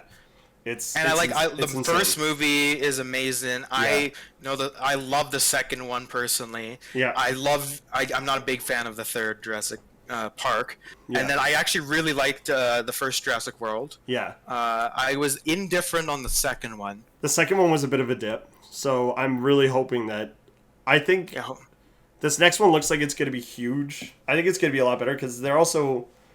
I think this might be the final chapter though, because they're bringing back like actors that played like Dr. Grant. I'm pretty sure Ian Malcolm's going to be in it. So they're doing like all these callbacks. I think they even said that the kid who played Tim might be in this movie. Like it's wild. Like they want to like they're trying to do like that whole like kind of finale callback. I thing. actually did not know that. I think like when I looked So- at it on IMDb, some of those people were announced. So that'll be really fun. Yeah, Yeah. way, I'm excited to see. I'm excited to see that because the dinosaur fan in me Yeah. is will love it. It'll be cool. But my expectations going in is I'm just going to expect a fun dinosaur movie. Yeah. I'm not going to expect any crazy Yeah. story with that. And then I don't know how we forgot about this one too, but Black Adam is coming out this year. Oh right. Yeah, Yeah. which that is probably out of all these superhero movies is probably the one I am most excited for. And actually, out of all these movies that I'm looking at right now, besides sorry, no, I forgot about the Batman. Besides the Batman, Black Adam is probably the one I'm most excited for this year. Yeah, it'll be good. I'm not including Spider-Man Yeah. across the side. If I'm including that, then yeah, Spider-Man, Batman, and Black Adam. I'm excited for. I mean, Dwayne. I'm just so glad The Rock is the one playing Yeah, it'll be good. Black Adam. Like everyone wanted him to play Black Adam. Like he just fits Black Adam so well, and the fact he actually Yeah. is just awesome. I'm a huge The Rock fan. Like I Yeah. am. He was a huge idol of mine growing up, and still is to this day. Yeah. So Always I'm just excited. yeah, always exciting when a new superhero kind of makes their debut. So I'm excited to see how that one goes. More questionable one. Yeah. Yeah, he's more of like an anti-hero, I think. That's my guess, but it'll be interesting. Yeah, Dwayne The Rock as a He new is. superhero. I mean, it depends. Like what, like he's been depicted as a villain or a full-on hero. Most of the time, he is like more of the anti-hero type, and I think that's more of what they're going with. Here is he's more of the anti-hero, so it'll be interesting to see. I'm a big fan of the anti-heroes when they're done correctly, so it'd be interesting to see where that goes with that. I know 100% I'm buying tickets day one for that. yeah. And then I don't know if you're big into Mission Impossible, but I generally I actually really enjoyed the Mission Impossible movies. Yeah. They got that another was supposed one. to come out this year, but that as of this morning it got delayed to 2023 Oh, because that's too bad. of COVID. But Right. I'm excited for it because again it's like John Wick for me. I just turn off my reality brain and just enjoy the action. It's one of those action movies. It's just cool. It's still going. It's still going strong after all this time. So Tom Yeah, Cruise, and I man, mean- he's made it his own, right? So I'm super excited to see just kind of again like where they go with it next because they have fun making those movies. Like I can tell, and like again, most of those movies have been consistently like good. So it's not like it's ever taken like a really bad dip at any point. So Yep. And like say what you will about Tom Cruise as a person, but I still think he's a phenomenal actor. Questionable outside of it, but phenomenal Yeah. actor. Because I just watched. I don't know if we talked about this last time, but I just watched. Was it? Where the Tom Cruise and is Emily Blunt. Oh, Or The Edge of Tomorrow? The Edge of Tomorrow. I just watched that on Netflix. Yep, great for movie. the first time, and I'm like, dude, that movie blew me away. How good it was. Yeah. Like, I'm like, that was a phenomenal movie. Like, I'm surprised you hadn't seen it. Because I don't know why I didn't see it before. I It's just good. I was like Netflix. I was like, you know what? I got nothing else going on tonight. I've heard a lot of things about this, and I've been wanting to watch this movie for a while. So and I finally saw it on Netflix. So I turned it on, and yeah, I was blown away how bloody good that was. It's And I mean, I'm also a big fan of Emily Blunt. I think she's a fantastic actress. yeah. And not gonna lie, I've had a crush on her for a while. So Yeah. not gonna lie Yeah. about that. And then, interestingly enough, which I don't know how I feel about it, but I was a big Shrek fan. But they're having a new Puss in Boots called The Last Wish come out this year. I absolutely know nothing else about this. But he's there. He's there. The last Puss in Boots movie, I didn't even finish it. Like, I just couldn't. I never watched it. I don't know. I like the Shrek I movies. just couldn't finish it. I don't even remember what happened in it. I watched like I think like half an hour in it, and then I just stopped. I don't even remember why I stopped watching it, but it was like forgettable to me, and I think that alone, I just don't know how I feel about Puss in Boots, The Last Wish. And to me, it seems like this is more geared for younger audience than us original Shrek fans. Yeah, no, I never really watched anything outside of just the Shrek movies because those were good enough for me. And then this was a shocker. I didn't realize this was coming out this soon, and I have absolutely no idea how they're going to play this movie. Is the Black Panther movie's coming out this year? Yeah, that is an interesting situation. That is a Because here's the thing: is Chadwick Boseman as T'Challa is iconic. Like, you're talking like pretty much on the same level as like it's like recasting Iron Man as like someone else than Robert Downey Jr. Right? Like, you can't do it. Like, I don't know how like he just fit T'Challa so well. Like, and it's just unfortunate circumstances. Yeah. Like, are they gonna recast? Like, I don't know if they're gonna recast him. I was hearing that they might have the sister be the main character now, but then that I've heard rumors that they might just have killed T'Challa off screen or something like that. But I'm still like, even with circumstances like that, with such an iconic character, I don't know if you can do that. Man, my screen's getting blurry. No, that's okay. No, so from what I know, they're not recasting T'Challa. Like, I know that. I'm pretty sure they've already said that's not happening. I think it's more the mantle's going to get passed, like, the Captain America. Like, you know what I mean? Like, kind of what they did with, like, Captain America, where there's, like, just a new person that took on the mantle of the shield.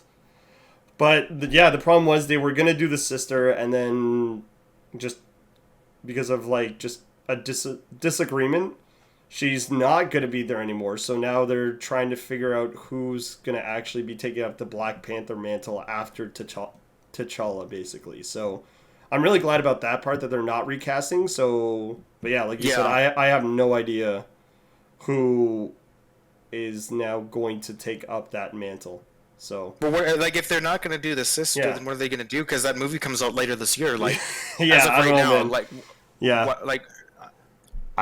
we'll have to kind of just wait and see, honestly, on that. That we'll have to wait and see until the trailer, I guess, for that. And then, and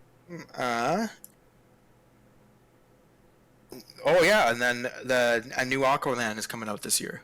Right. Movie, which I liked the last one. So yeah, I'm excited to see what they're gonna do with it. Yeah. And again, the only thing I'm not, personally, I'm actually just looking up right now, and they're gonna have William Dafoe in it. That's gonna be something. Was he not in the first? Why do I think he was in the first one? Oh, he was. No, he was. Yeah. You're right. He was. I haven't seen one it, of the but Kings. Yeah, you're right. He was. Yeah. You have to see Aquaman, dude. I know. It has I think one of the coolest fight shots I've seen. Oh wow. Like it's a great. Okay. I really enjoyed it. Yeah. The movie.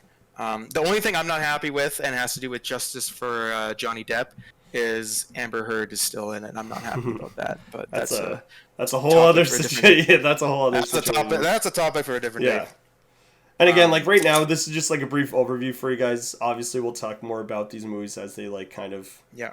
pop, I got like one more. as they come out. But yeah, sorry, yeah, keep I got going. one. You're good. This is the last one. Yeah. Which I'm gonna let you talk first about this one because I want Right. to know your what you're thinking about this one, and then I'll share my piece on it. Is James Cameron's Avatar 2? It's coming out this year. AKA Pocahontas too. Just this is how I'll keep this brief. Avatar, don't get me wrong, like it made a lot of headway in terms of visual effects that year. Like I remember like that year, like that was the big thing. It was phenomenally like done 3D, all that stuff. When it didn't win Best Picture, I remember how angry so many people were. I'll quickly say the one that did win, The Hurt Locker, totally deserves it. You should definitely check it out. But yeah, I don't know. Like again, it's a good movie, but like if you watch it, and even my friend said this, he's like James Cameron, phenomenal director, shouldn't be allowed to write movies. And honestly, it kind of makes sense because like again, it's not that Avatar was awful. It's just it did kind of feel like for me Pocahontas with blue people. I don't know where else they really go with this story. But like that's just my kind of like sense on it right now. It's also been like a really long time, so I don't know what they're hoping Came out to what do with 2008, right? it was a long time ago. Yeah, it had to be.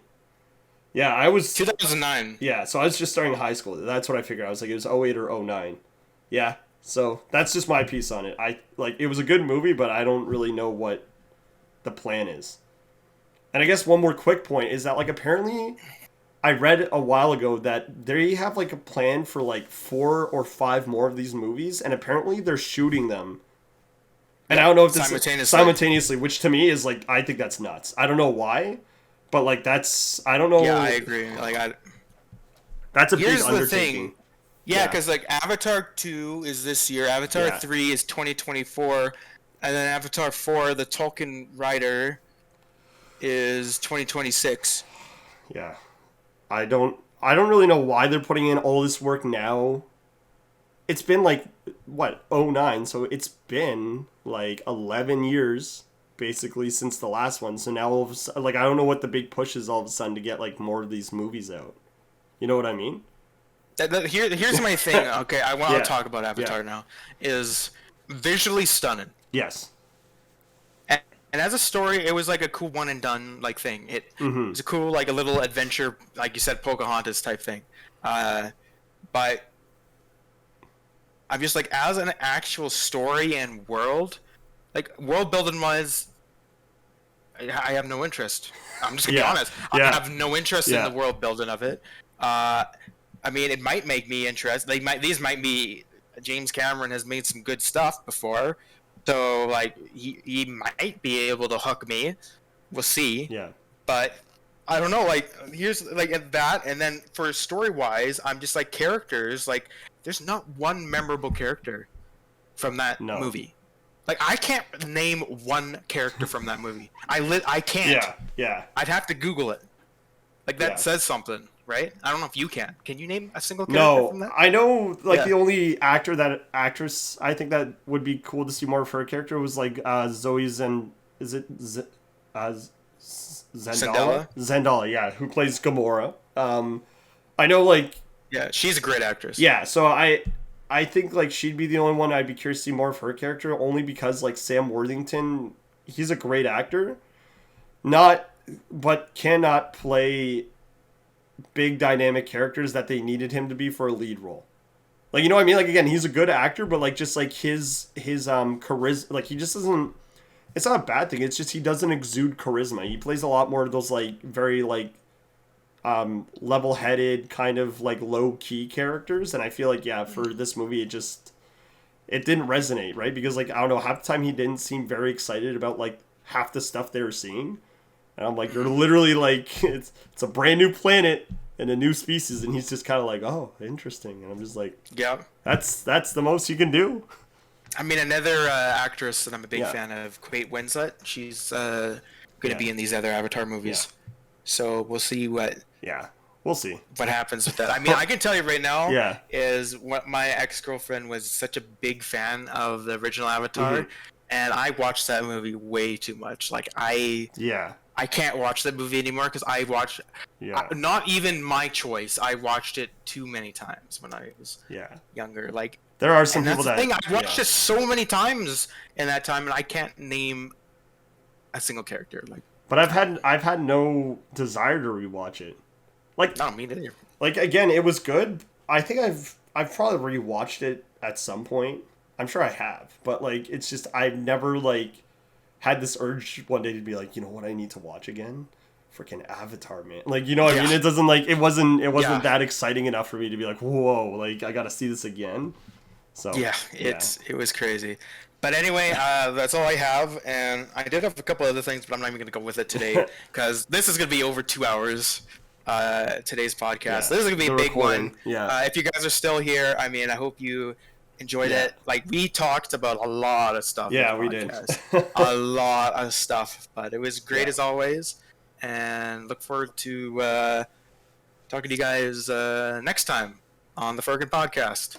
Yep. Have a good week, guys. It was great chatting, obviously, with Nik again. So, yeah. Hope you enjoy, and we'll see you again soon.